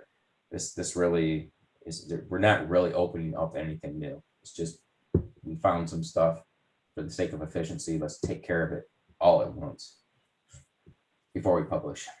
Okay, I just had one more question for you, Tim. The criteria scale thing at the end, did you say the township board does that? Yeah. And the reason is, Jamie, is because it's a special use permit. Yeah. So we would take the applicant and say, hey, let me find it, I'm sorry. We would take the applicant and look at this and go, okay, the qualifications of the applicant, and we would score them? Yep. That's if there's multiple applicants for one spot. So you're really only That's talking. the only time. Yeah, you're only talking about adult rec. And if there were 5 applicants for the 2 spots that you guys have allowed, then we would have to get into, and they're all concurrent and they all qualify otherwise. Then we have to get into competitive criteria. The statute requires without any guidance whatsoever as to who then gets the 2. Okay. But you guys do it because, and the reason is because it's a special use permit. And at the end of the day, a special use permit is approved by the board. Only the planning commission only has advisory jurisdiction there. They do the public hearing, site plan review, and then they make a recommendation to you guys, but you guys are the ones that ultimately decide. Right, but wouldn't we be deciding kind of like we do any other of those by their recommendation? I mean, they provide the information. I guess I'm not sure how all that's going to come to the board, and we're going to, at a public board meeting, rate separately, or we're going to do that ahead of time. I mean, that seems The best I can, a little bit muddled, that's the best I can estimate. Yeah. more than a little bit muddled, I guess. Yeah, well, I mean, it unfortunately thank you, legislature. They haven't really given us much guidance, and there's much now judicial branch controversy over it, but that's the best we got. But yes, these are special uses. If it was any special use, forget the fact that it's an adult rec use. Let's just say that it were a religious use in a residential district. Classic special use situation. So they go through site plan review, but also a special use process at the planning commission level where they not only have a regular meeting on it, but they also have a public meeting. And they, take the input and all that, and they make sure that the site plan otherwise, comports with the ordinance and all. And then they make a recommendation to the board. But it's the board ultimately that decides, because a special use permit is effectively kind of a rezoning of the property, subject to whatever conditions may be attached. So that's why you guys are the ones to decide, and it rightly should be. Now comes this other overlay issue of if there are multiple applicants who the planning commission have deemed qualified, but for less than how many applicants there are spots, then we have to decide who gets them. And then the statute promulgated pursuant to the 2018 proposal is that we have to come up with these competitive criteria with zero guidance on how to come up with those. So we're as of today, what you guys have in front of you is a really kind of earnest effort by the part of a bunch of us, a bunch of your colleagues to the south and Baldwin and myself, to try to come up with a simple algorithm of objective criteria from a constitutional standpoint that are objective, not subjective, and also minimizing the subjective application of those. And that's really my main concern. So if you have to pick between two otherwise seemingly equally qualified competitors, that the criteria used are objective in nature and objectively deployed. After that, if there's a gripe, let the courts decide. I mean, it's the best we can do. But so far, you guys are coming into it on a kind of a second wave locally. We do have the benefit of what's gone down in Baldwin. Our criteria have not been judicially tested, but they came out of a lawsuit where plaintiff's counsel, who's very involved in the cannabis field, agreed. Of course, so they were getting their permit, but but that's the best I can give you right now. There really isn't any firm case law on point at all. Okay, so I guess for clarification, ordinance number 2021-270 does not include the criteria score sheet, right? So we need to do this I would say separately. yes. I would say you're right. I would say the ordinance itself provides for the competitive score criteria, but Right. that's to be adopted by the board. And then So we need for to the do it same reasons, separate. you guys can change it. You guys could change it next meeting without having to deal with the ordinance. I Okay, want it that way. So all right. yeah, it's kind of almost a new thing besides 270 Okay, so we plus need to look at this separately. criteria. Yeah. Okay, well, is there a motion, or I'll make a motion to approve ordinance number 2021-270 with the revisions presented. Support. Okay, there's, the motion was by Ms. Richards, support by Mr. Palmer. For ordinance number 2021-270 revisions as presented by Nicole. Any further discussion? Are we ready for a roll call? Yeah, and just one comment, if I might. I think Mr. Frio had a pretty good explanation. It's kind of, it's kind of a gray area what we're talking about, but I believe from a process standpoint, if there were more candidates than we had openings for, this qualification scoring system would be done by the zoning planning director in combination with the planning commission, and then taking all the information from the applicants and scoring, and then that would be sent to the board to look at for approval. So it's not like the board would have to take an hour out of a board meeting to go all through all the applications and the qualifications and all those kinds of things. I think it'd be similar to what we already do when it comes to the planning commission where the board has the final decision, the planning commission makes a recommendation and with justifications, and then the board takes action. So just, I think, at least from my perspective, that would be the procedure that would probably be followed in this qualification, if we have more than the 2 applicants that we have. So. Okay. Are we ready for a roll call then? All right, roll call. Mr. Palmer, Yes. Mr. Sutton, yes. Mr. Wurstabarth, Yes. Ms. McGuire, Yes. Mr. Spencer, Yes. Mr. Cummings, Yes. Ms. Richards, Yes, motion carried. Then I also make a motion to approve the criteria score sheet as presented.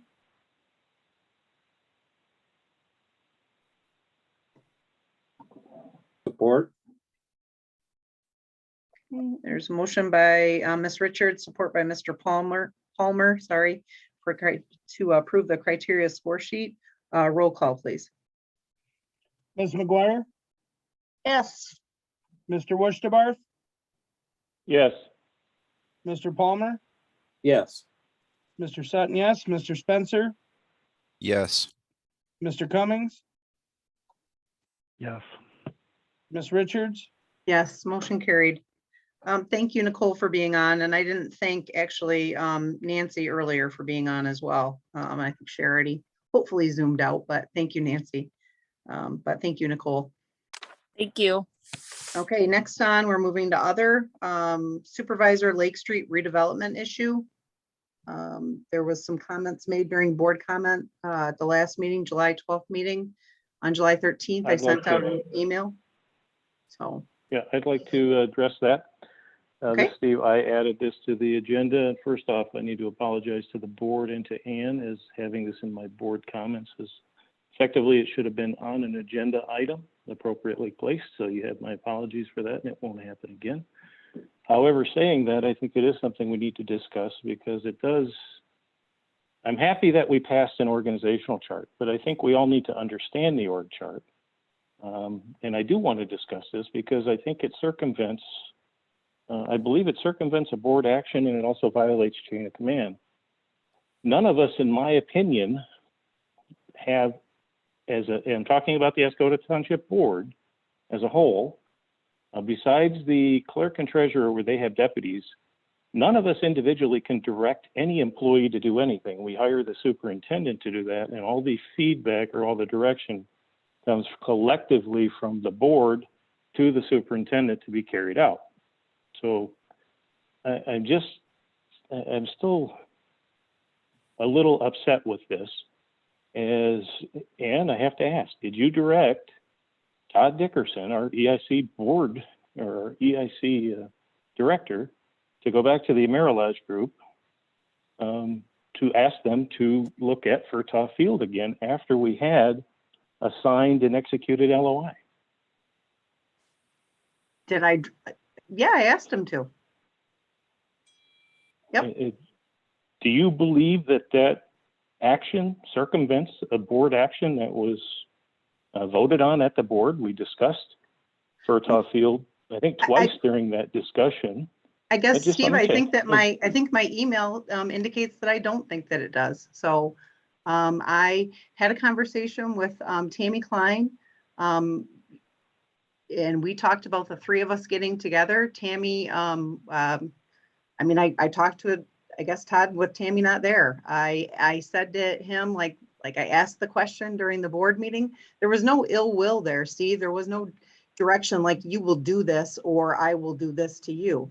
I simply asked the question, do you think, when I brought it up at the board meeting, they said that the only reason why they weren't necessarily looking at Furtaw Field is because of the public perception. That being said, public perception at the Lake Street, Michigan, so on, there's a lot of people that are negative on that as well. I just kind of threw out there that we basically dwindled it down to 2 locations. Could we talk a little bit more about it? One is 3.3 acres. The other one is 1.8 acres. They indicated that they needed over 2 acres for the Holiday Inn Express, ideally, by where they're located in Alpena. Just thought it could be a win-win situation, possibly, for a mixed use at Furtaw Field. It's one, we could have 2 acres for the Holiday Inn and over an acre of public use. Ms. Richards, So I'm sorry to cut you off, but we appreciate that your thoughts on that. But the fact of the matter is that the board had voted, and the Oscoda Township Board protocol is clear that individual board members may not intervene in staff decision-making, the development of staff recommendations, scheduling of work, and executing department priorities without the prior knowledge and approval of the Township Board as a whole. Period. well, And I and appreciate that you again, sent an email trying to and defend your Jeremy, position. Could I please finish? Thank you. There were several board members during the Renovore process that didn't talk to Todd directly. They went straight to Renovore and asked questions. When That I talked doesn't to make Todd, it right. well, I said to Todd, listen, I'm not going to call Holiday Inn Express directly and ask this question. I'm asking you, would you consider? And he didn't say, And further in section 708 under C staff roles that and Mr. Jeremy, Dickerson, the staff is directed to reject any attempts of an individual board member to unduly direct or otherwise pressure them into making, changing, or otherwise influencing recommendations. It's clear, and you did it anyway. And as did I during the Renovari thing. The difference is that I'm not trying to justify it. I'm saying I was mistaken and it will not happen again. And you are not. And we're asking why. But I think the difference there is we had a motion by the board that was approved, and it was an LOI that we approved. It was executed the next day. This happened after that. In the case of Renovari, we're all have the opportunity individually to do our own informational research. There was no board action on Renovari, nothing. It was research. So this is the difference to me. How can we work with developers coming to town if we don't honor contracts?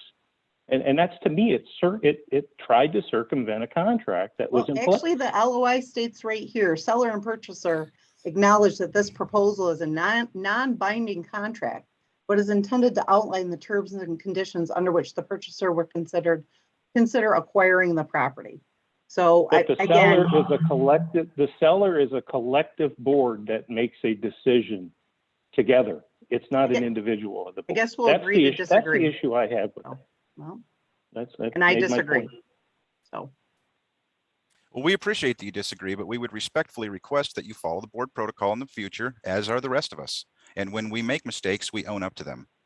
I don't feel that was a mistake, Jeremy, with all due respect. I understand that, but other board members do. And it's right there in the protocol. I just read it to you. There is no question. You're interpreting it in your way. You directed an employee or asked an employee outside of what of the board collective.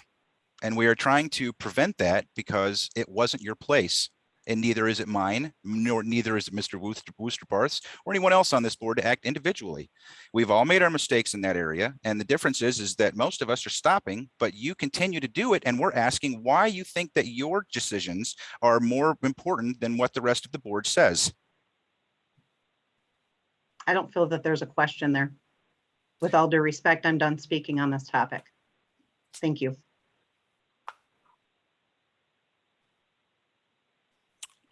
Are we ready to move on, or would you like to do something else? I've said my piece. Thank you. As have I. Moving on. Great. Proposed ethics ordinance discussion. Mr. Friel? Yeah, I believe you should all have in front of you the product of some digging around I did last week. A lot of this. I believe it was in an email that came to us, Tim. I don't think it's in the board packet. No, I don't know. So. I don't know. Okay, I'm just letting you know that. Yeah. Actually, I asked that this be added on the agenda. As Tim had sent that out, there's nothing in the board packet. I think it's a discussion I'd like Tim to have with the board. I believe will help with some of the situations that we just talked about. So yeah. I guess I'm looking for guidance, I guess like to hear from Tim, but I think, what I'm looking for here is the board to give Tim the authority to work on an ethics ordinance to bring back to us for discussion.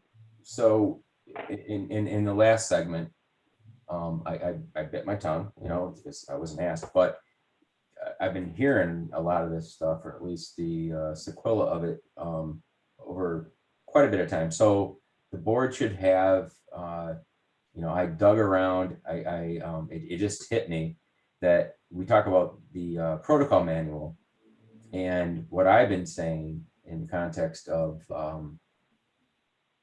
the policy committee and the, you know, the investigation into potential workplace harassment and all that, it all came down to me to be matters of mostly of protocol and in matters that you guys have already, for the most part, agreed upon as of last, I think, November.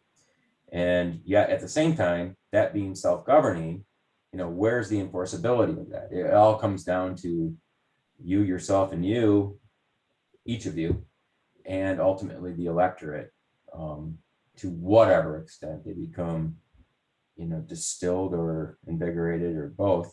But I was thinking, well, why can't we do something that has more teeth?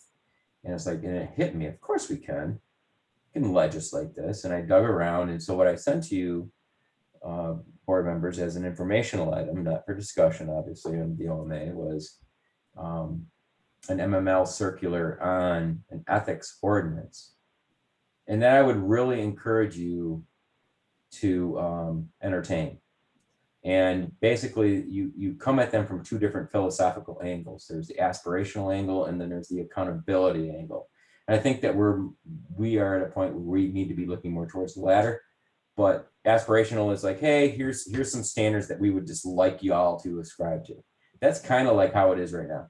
The accountability angle says, here are the standards that we all agree to. In the event of violation, here's the process and here's the potential you know, consequences. So everything I've been hearing for these last months, including just moments ago, I just think could be addressed very aptly by this type of ordinance. And there's all sorts of samples out there. You know, like what Ann was saying and what Jeremy was saying and what Steve was saying, to me, are reconcilable as differences. And that's it. You know, I get where what Jeremy and Steve are saying. At the same time, I also understand what Ann's saying. I mean, I thought her explanation is like, okay, this is where I'm at. And in my estimation, that's where it was at. However, that doesn't mean that you as board members are satisfied with that.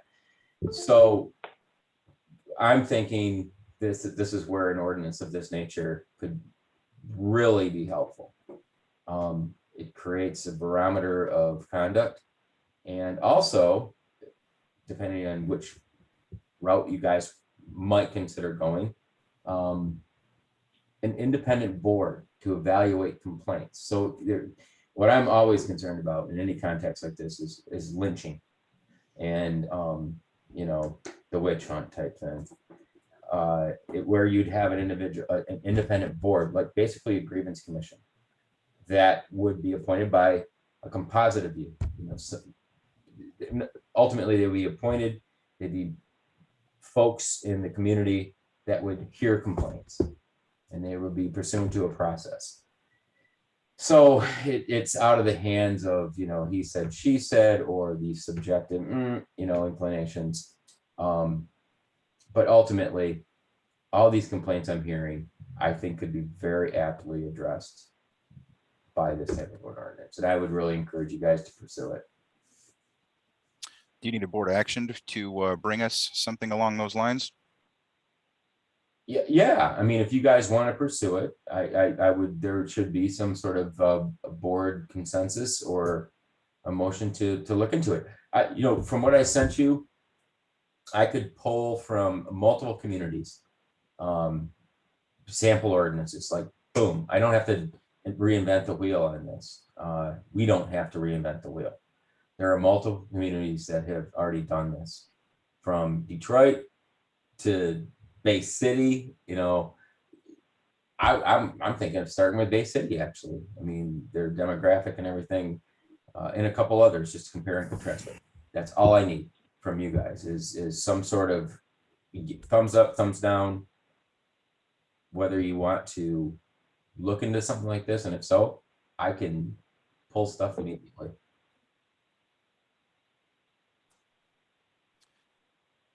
Well, I think we should at least look at it. So I will move to authorize Mr. Friel to draw up a proposed ethics ordinance so that we may discuss it. Support. There's a motion by Mr. Spencer, support by Ms. McGuire to have our attorney draft up an proposed ethics ordinance. Roll call, please. Mr. Spencer, Yes. Mr. Cummings, Yes. Mr. Palmer, Yes. Mr. Sutton, yes, Mr. Wurstabarth, Yes. Ms. McGuire, Yes. Ms. Richards, Yes, motion carried. Next on is the number 3 that we added, Planning Commission resignation. This came late this afternoon. I know that Kathy is, I believe she's still online, but she did email this to the full board along with the Planning Commission, and we did place it on the agenda this evening. So Kathy Westworth is putting in her resignation for the Planning Commission. She did indicate that she could, stay on if need be until we fill the position. So. I guess I would move to respectfully accept the resignation and ask that she does stay on until the board replaces her. Support. Okay, there's a motion. Oops. And I would just like Sorry. to say that Ms. Wurstabarth has been a valuable member of the Planning Commission. I hate to see her leave, but I know she does have a lot of other irons in the fire right now. And she is working on to do a lot of good things for the community. So I will be sorry to see her leave the Planning Commission, but I know she has a lot of other things she's doing for the community, so. Right. I would concur. I sent Kathy a brief email back indicating same. So I'm sorry to see her go, but do understand. You can't be at 17 places at once. And she puts in a lot of time in a lot of places. So with that, there's a motion by Mr. Spencer, support by Mr. Westerbarth. Roll call, please. Mr. Spencer, Yes. Mr. Palmer, Yes. Mr. Wurstabarth, With deep regrets, yes. Ms. McGuire, Yes, with deep regrets. Mr. Cummings, Yes. Mr. Sutton, yes, Ms. Richards, Yes, with regrets and thanks, Kathy. Okay, moving on then, we have the Zoning Board of Appeals appointment. We did get a letter of interest back in May, and then we've, obviously we went through the whole application process. Cindy Swedler. Oh, wait a has- minute. I think, Ann, I think there might be an issue here. What's that? I think I have to recuse myself from that because Kathy is my wife. So I think I would make a motion to rescind the last motion about Kathy's resignation because I am not allowed to vote on that, as I would not be allowed to vote on. Right, I guess, I didn't think about that. I was thinking we're not, Yeah, yeah, sorry about that. that's okay. I'll second the rescission. It wasn't a motion. Oh, I thought he did make a motion. Yeah. I'm sorry. No, So what do we do now? I guess somebody else could make a motion. I shouldn't Move be to involved in rescind. it at all. right, well, actually, Mr. Spencer made the motion, you seconded it, so Mr. Spencer can still make the motion. I'll second it with regrets. And I think we have to have a vote on me before that, being able to abstain. To abstain from voting, yes. Yes, go through it again and then. Yeah. Sorry about that. I move to allow Mr. Woosterbarth to recuse himself from the vote. Support. Do I need to state the reasons? No, Okay. I wouldn't think so. Mr. Spencer made the motion, Mr. Cummings seconded it to allow Mr. Westerbarth to recuse from the vote. Roll call, please. Mr. Palmer, Yes. Mr. Sutton, yes, Mr. Bush, no. Ms. McGuire, Almost suckered him in. That's right. Yeah. Log in Steve as an abstain, okay? Yeah. just mark Put it that down. down.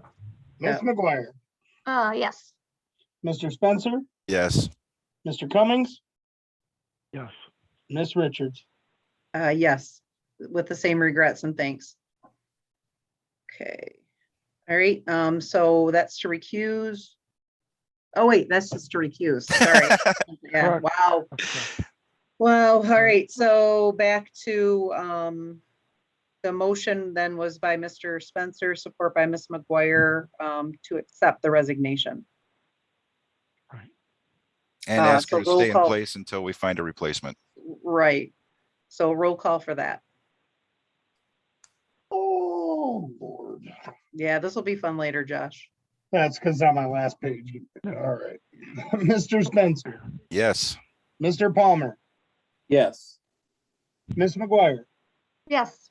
Mr. Cummings, Yes. Mr. Sutton, yes, Ms. Richards. Yes, motion carried. Sorry about that. All right, moving on then to the Zoning Board of Appeals appointment. We do have Cindy Swedler. She had actually indicated that she was interested in either the Planning Commission or the Zoning Board of Appeals, whichever place that we needed her more. We do have a vacancy in the Zoning Board of Appeals. So I guess at this point, I would take a recommendation to, or I would entertain a motion to appoint her to that board. It's the same one that Miss Hopcroft is applying for, isn't it?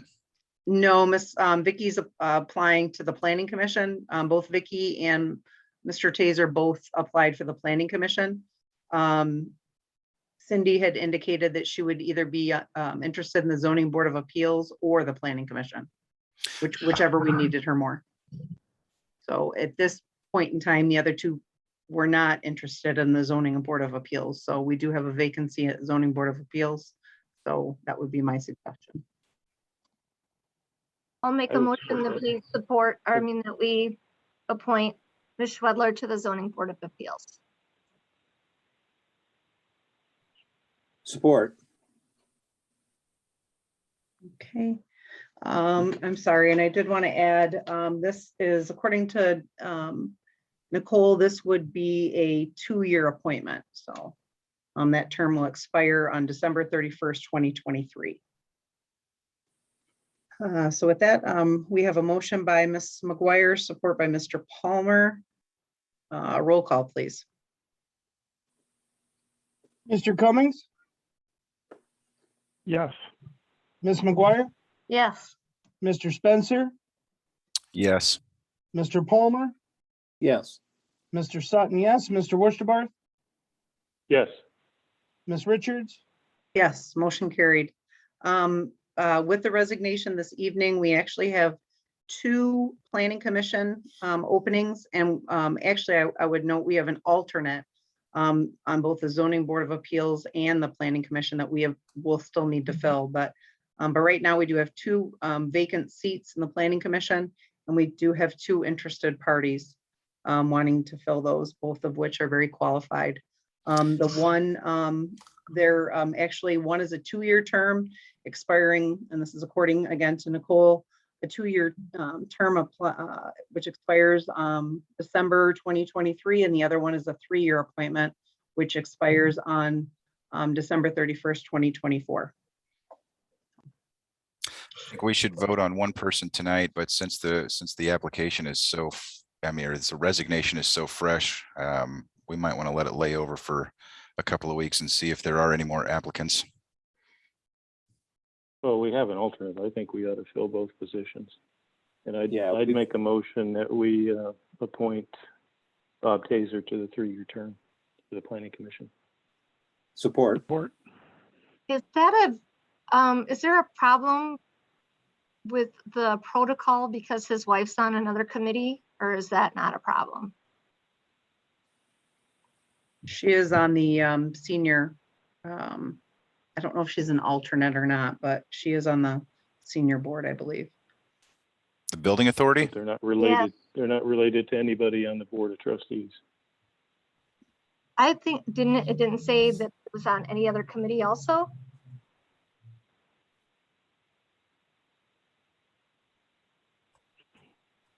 I'd have to find it, but Yeah. thought that's what I read way back when when we were discussing when John was on.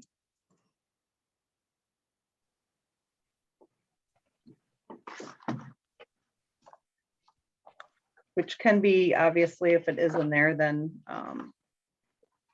she could resign from that if it is a, Right, yeah, because he has a lot of experience. So you're asking about the senior commission right now? I'm asking about our. he's asking if it's a a breach In of our protocol. protocol, yeah. It only, it only is a breach if they're related to anybody approving the appointment on this Board of Trustees. I That didn't was think the I issue with John. And that's actually the issue with Kathy. She can't be reappointed to the Planning Commission because I am a board member.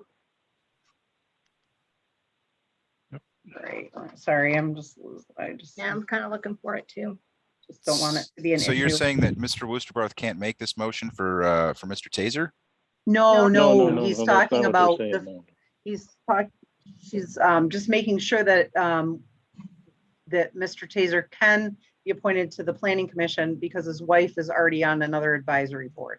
Right. There's not a breach in the Oh, protocol. I understand. Yeah. Okay. No, it has nothing to do with Mr. No, First oh, motion. shoot, can't remember what the, Oh, advisory bodies, I think 12.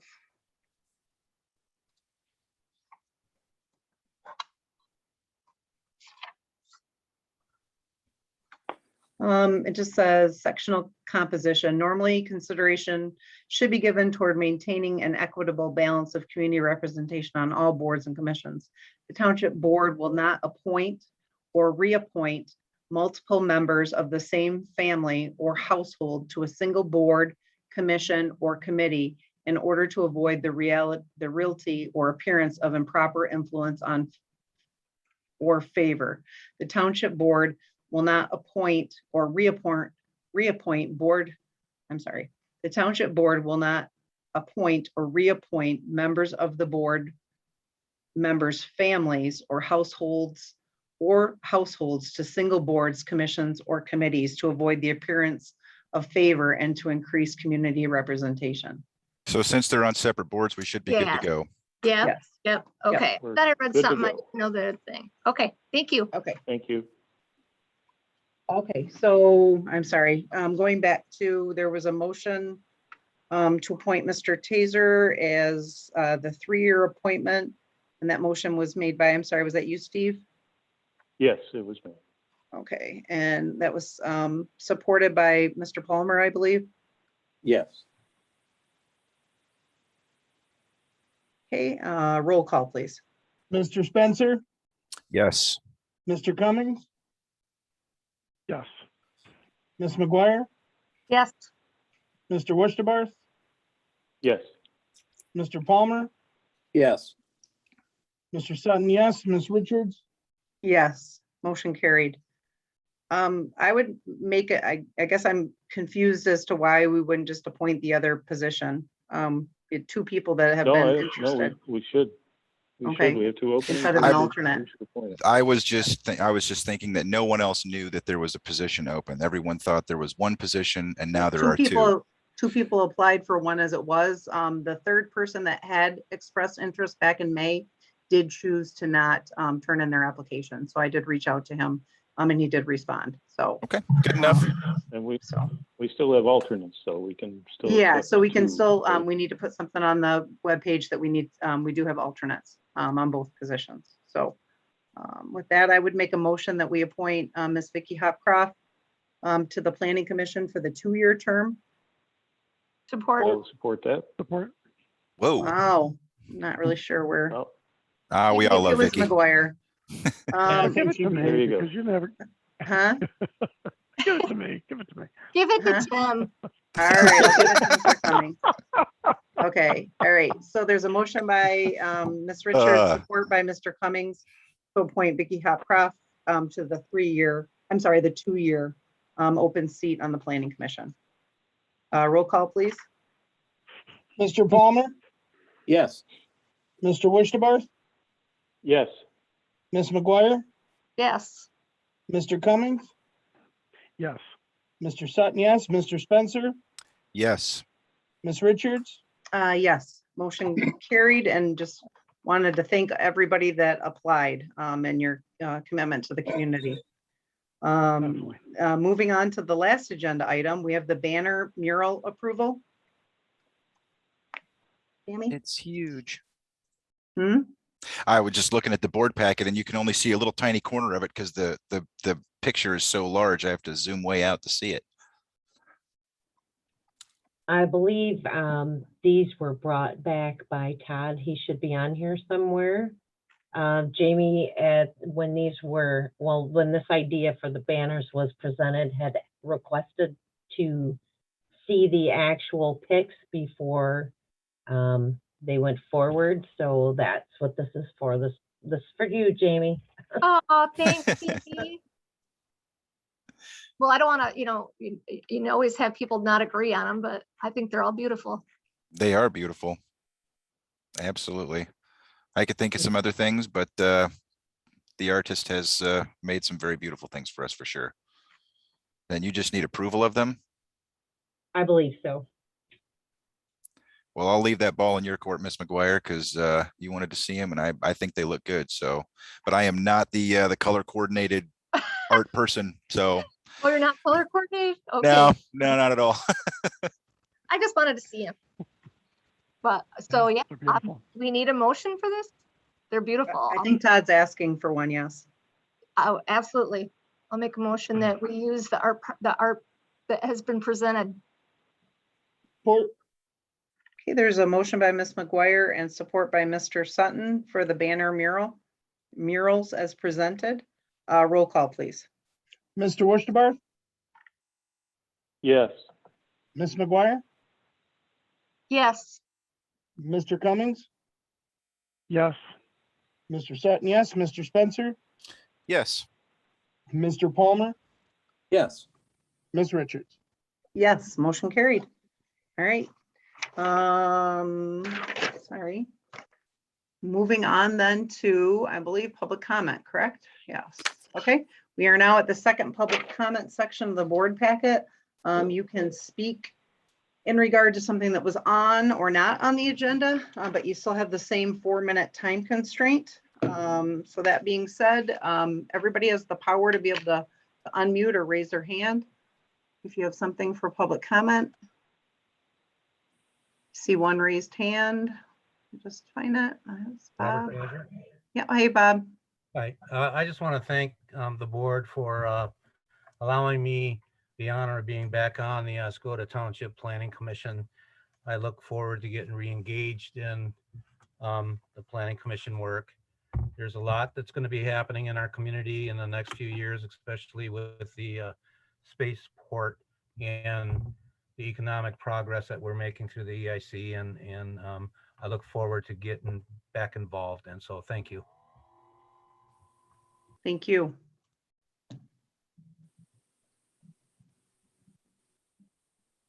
All right, anybody else? Sorry, I'm trying to find my timer. Just in case anybody, I think I see a raised hand. Go ahead, Mark. Sure. Thank you for allowing me to speak. I was going to talk earlier, but I ended up meeting with a software programmer from Argentina. First, I'll start on something positive. I want to thank Bob Taser and Tom, I think it's Widowweck, for promoting the Oscoda Rock Festival Veterans Memorial Park Foundation in the July 15th issue of a publication called Review. And it was the front page story. And hopefully if someone doesn't, if a family or someone doesn't come to the festival, they remember Oscoda as a place to visit. On the negative side, I have significant concerns about the new software and lack of due diligence. I've seen approximately 25 software demos. The salesperson always makes the software super easy and he's running it from a canned demo. However, I've found through practical experience and others is that this is not the case when a user tries to sit down and actually use the software. As a side note, when I lived in Seattle for 27 years, I did beta test for Microsoft. My concerns are, who are the competitors to this software? What does Stephenson, the CPA firm, say? Have you talked to other municipalities of our size? That would be probably under 10,000 residents. The municipalities they cited were large communities. And last week's presenter is a sales professional who's worked for many years in many companies. However, if you look at his LinkedIn profile, it's not much experience in software. And last year, he sold BMWs. Who will teach our employees? How does our main software provider feel about this vendor? Does our main software provider offer modules that perform the same service? My concern is that we have failed repeatedly, us the township, to resolve Stephenson's audit comments the past several years. The installation of the new software may go sideways. Once again, we'll have the same audit comments repeated for 2021.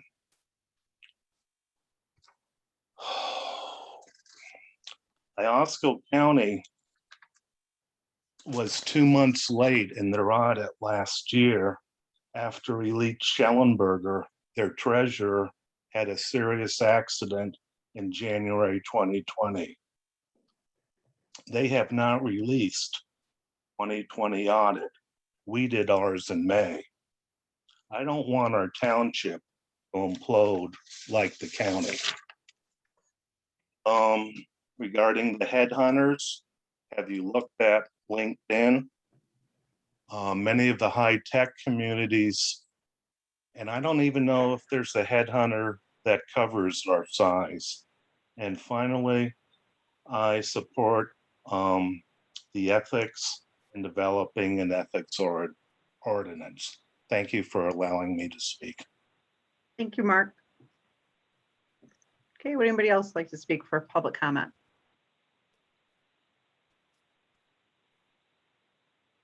I think I see another raised hand. Go ahead, Larry. Larry Holland.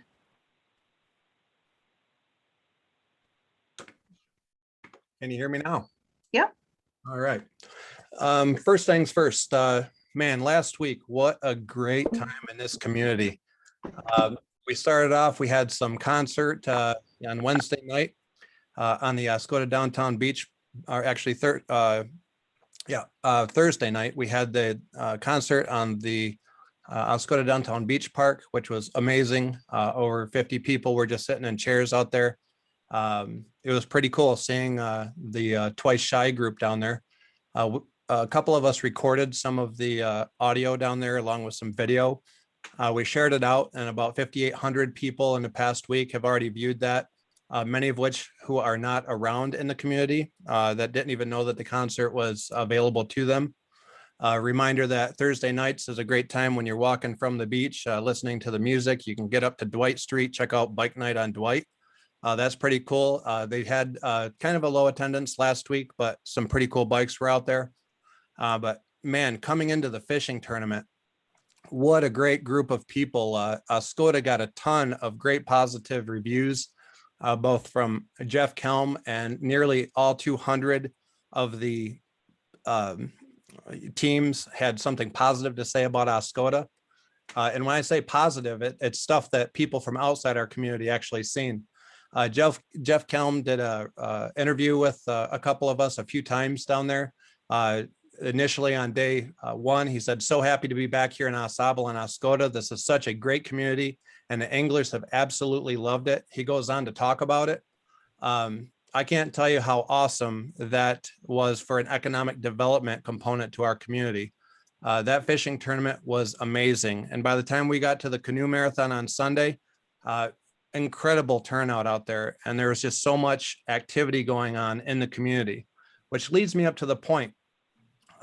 Economic development comes with transactions, engagement, attendance, all of these things. And last Friday, I posted out there on one of the groups and tagged a few board members, a couple of the other executives in the community, talking about the social district for basically allowing some of the businesses to apply for some permits.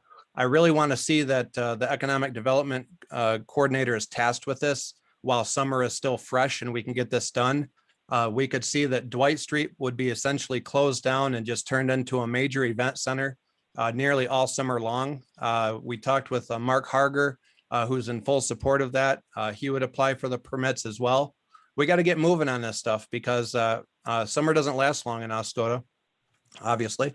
And we want to see a lot more activity happening because that equates to transactions. That's economic development. That's community organization, is when we spend our time doing stuff that matters in that regard. And I want to really see that is spearheaded by this board and by our economic development coordinator.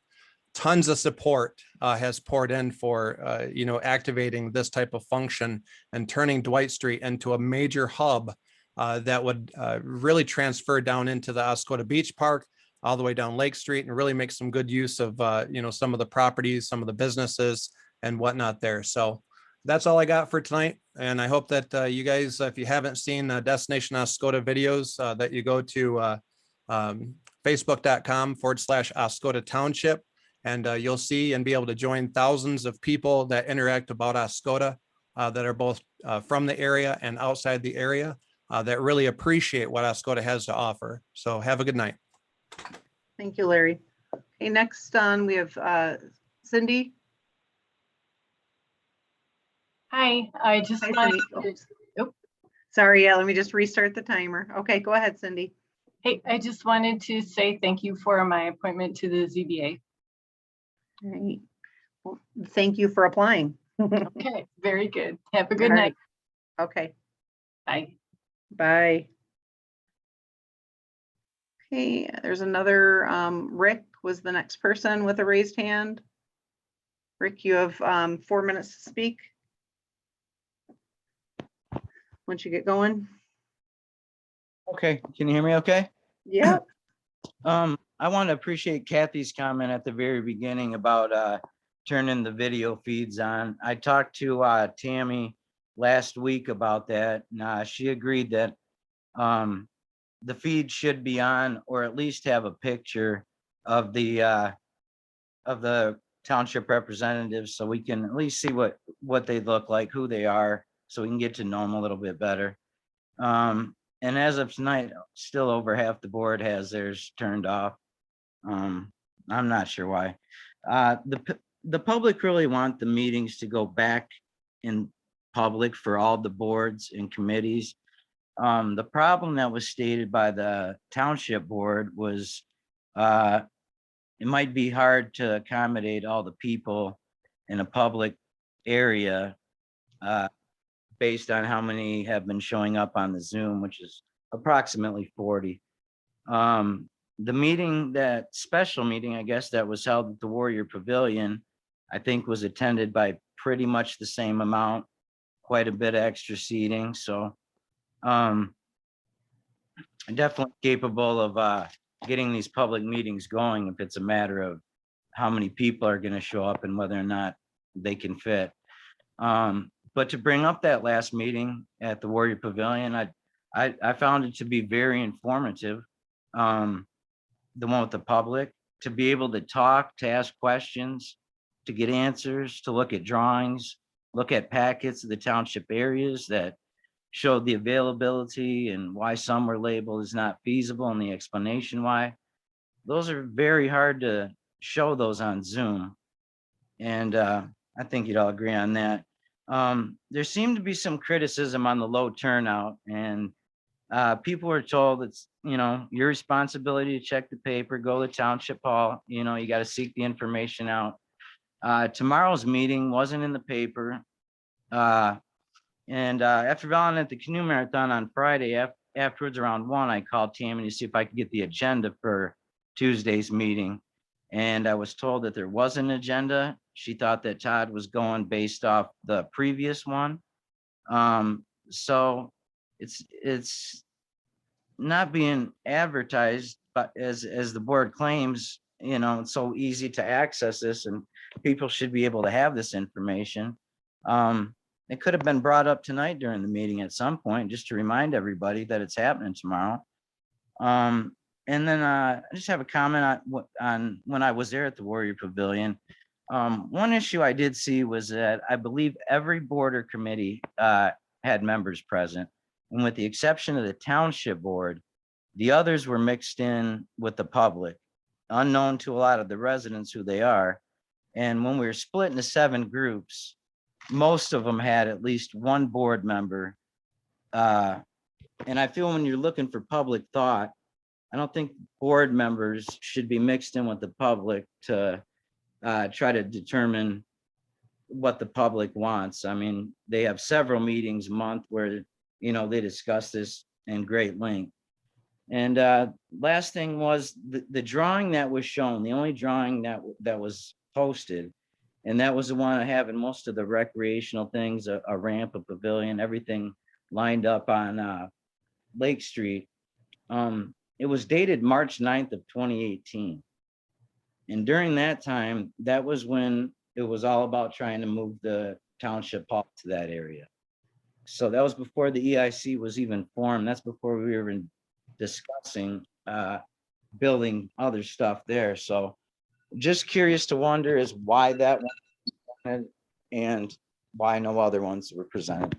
But I appreciate the meeting, and that's my comment. All right, thank you. We do, we're at past the 9:30 mark. We just need a motion to extend. Oh, we before only go to need the that next- if we were still doing business. I know.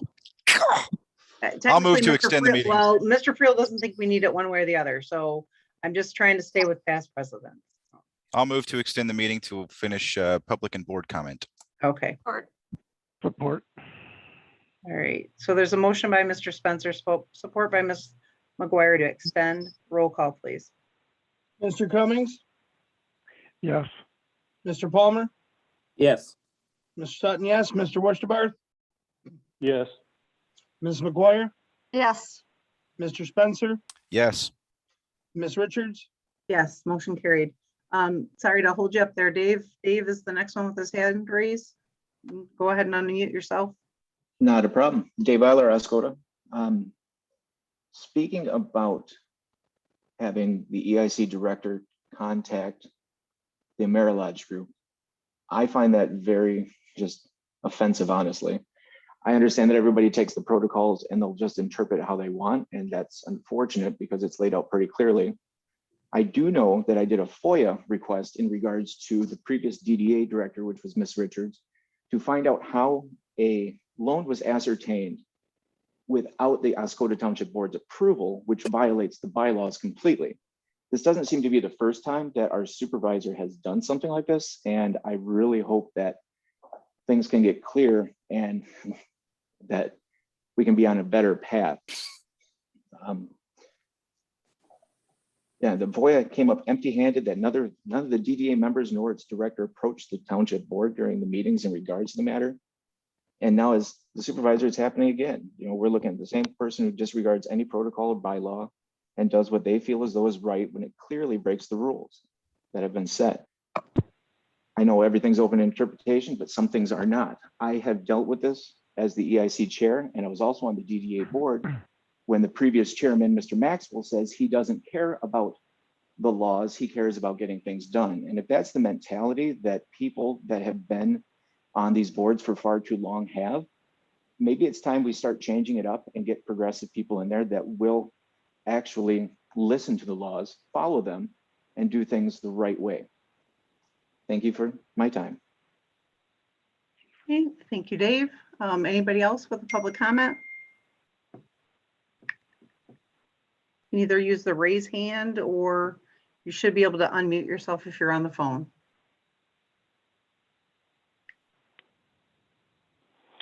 Hello, can you hear me? Yes. Yeah, Brian Haley, Oscoda. You can Okay. hear me, right? Yes, go ahead, Brian. Okay, let's see. Now, I'm listening to Iller, trying to comprehend that, but that doesn't really matter, does it? Now, the EIC, this was a new position in, 19, right? November 19 with Mr. Dickerson. Through my research, normally, an EIC director in the state of Michigan is actually a township employee or a city employee, and they would be considered a department head where you got a clear chain of command. I noticed you made an adjustment tonight, so you laid that out, and that's good. So he's got that to go by. So he needs to go to the superintendent, not straight to the board. That's good. Chain of command is very important. Also, in research, the EIC director position in the state of Michigan, average pay $71,000 to $79,000. So you get benefits with that, obviously, which is good.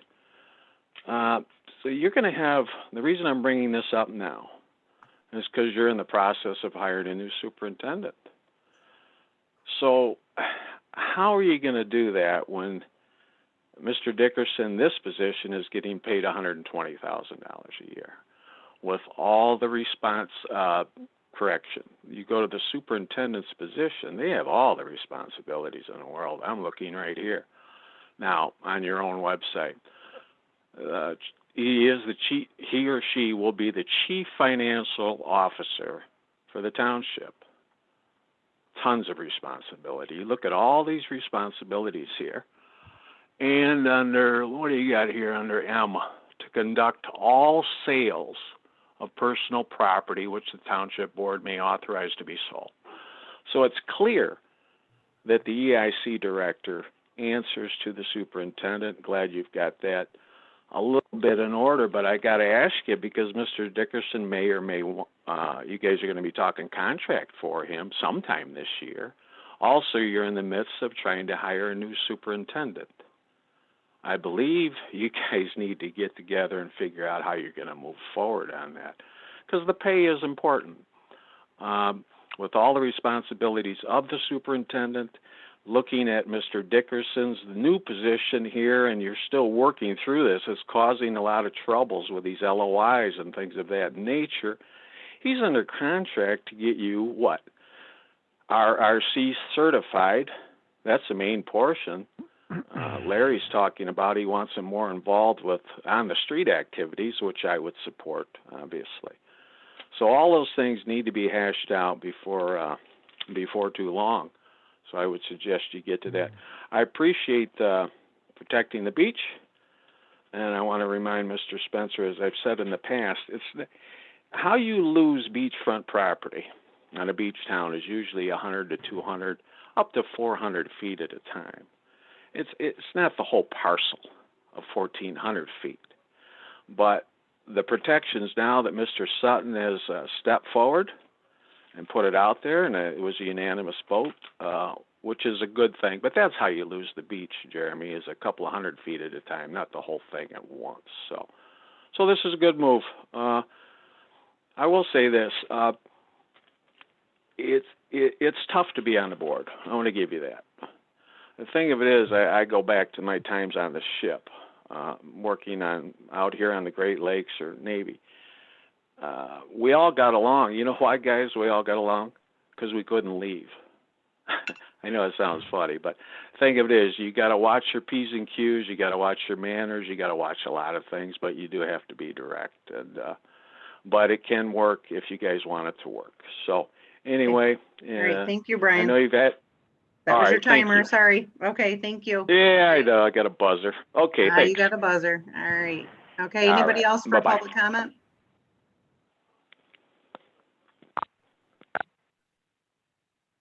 Okay, I don't see any raised hands. Anybody else for public comment? Last call. Okay, with that, moving on to board comments. Do we have any board members that have comments this evening? Oh, I suppose I can start. We'll start with Mr. Haley. Mr. Dickerson has a contract rate. So when you say salary, we don't know exactly what his salary is. It's a contracted rate. And out of that money, he's responsible for quite a few things in and of himself that the township does not provide. Also, for the whole Furtaw Field thing, I appreciate the citizens and their reluctance, some of their reluctance to look at some alternative ideas on Furtaw Field. But let's keep it at the township. The vandalism stickers that you guys are sticking all over the local businesses are unacceptable, and they are vandalism, and it should not be tolerated. And I can't believe you guys are stooping to this level. You guys are better than this. As citizens of this township, we expect you to follow the laws, and vandalism is unacceptable and will not be tolerated. On a side note, I'd like to thank Ms. Richards for the flag purchase. We finally got it purchased. You can see it as my background today, and that will be flying from the flag poles post haste as soon as we get that in. So thanks again, Ms. Richards, for getting that squared away for us. And don't forget the Furtaw Field meeting tomorrow. It is going to be a hoot, I'm sure. And that's it. Okay, any other board members? Yeah, have- Ann, Oh, go ahead. go ahead, Jamie. I have a couple things. Larry kind of stole my thunder on the social district. He kind of gave you the rundown on how it works. And I would like to see the board put that on the agenda for next meeting, or I guess we have to do that to get the ball rolling if everybody's interested in looking at that. You can see it on the Oscoda Saba website that he posted the information, or I can forward to y'all as well. The other thing I remember at the last meeting that was brought up about the water loss that was mentioned. And in the past, we had hired a company to come out and do testing at different crossroads to see about the water flow and try to locate some of the water loss and where it was coming from. And so maybe that's something also that the board would want to look at in the near future. Okay, thank you. Bill, did you have something? Yeah, well, one of the items I was going to repeat from the last meeting was the water loss. We lost over 43 million gallons of water in the first 6 months of this year. So I do think that's a significant cost, because we pay for that water. Township pays for that water, and we need to, as Ms. McGuire pointed out, we need to track that down and find where those losses are. One of the other comments I wanted to make is in terms of using the video for these meetings. I have found that if I don't have a camera on my regular computer, so I have to use my iPad. And my Wi-Fi here at my house, when I use the video, it seems to make it so that I don't have as good of a connection. I break up and I go out at times, and that's happened to me on numerous meetings over this past year or more that we've done Zoom meetings, not only on the township board, but on other things. So I just don't put the video on. The other thing is, if I use the video for the township board, my battery runs out and I don't have a way to plug that in here where I'm at. So that's the reason I try not to do the video. And the other thing I wanted to mention is that the Iasco Exploration Trail, I want to remind everybody that we are pursuing this patronicity grant. That is, we're trying to raise $50,000 to complete that path from Rio Road out to the Old Orchard Park, so that we have that path all the way from Old Orchard Park into downtown. And if we can raise $50,000, the MEDC will match that $50,000 and give us the $100,000 that we're short right now in completing that path. So you can go on the website. It's patronicity.com/IET and make a contribution there. And we've only got until the end of August. That's the major difficulty with this, is it's a limited time, 60 days. It went live on July 1st. It only can last for 60 days. So we only have until the end of August to raise that 50,000. So asking everyone in the township for their help on getting that path completed. Thank you. Oops, sorry about that. Okay, thanks, Bill. Any other board comment? Oh, you're muted. You're muted, Josh. Hear me from the other room. Thank you. Yep, I can hear you from the other room. Talking to myself over here. All right. I'd just like to say thank you to our community members that have filled those board vacancies. The ones that came out to our town hall meeting last week gave us lots of insight and information.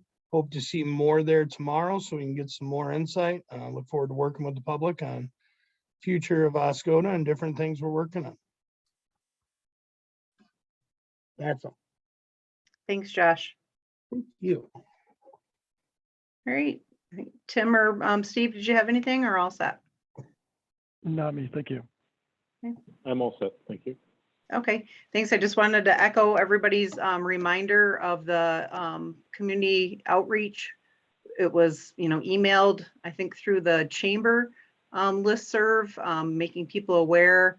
And we've been talking about it for a few weeks. That is tomorrow at 6 p.m. at Warrior Pavilion. It's open to the public and encourage everybody to attend.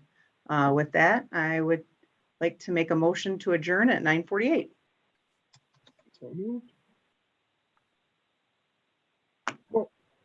Okay, have a good night. Thanks, everybody. Good night, guys. Night, everybody.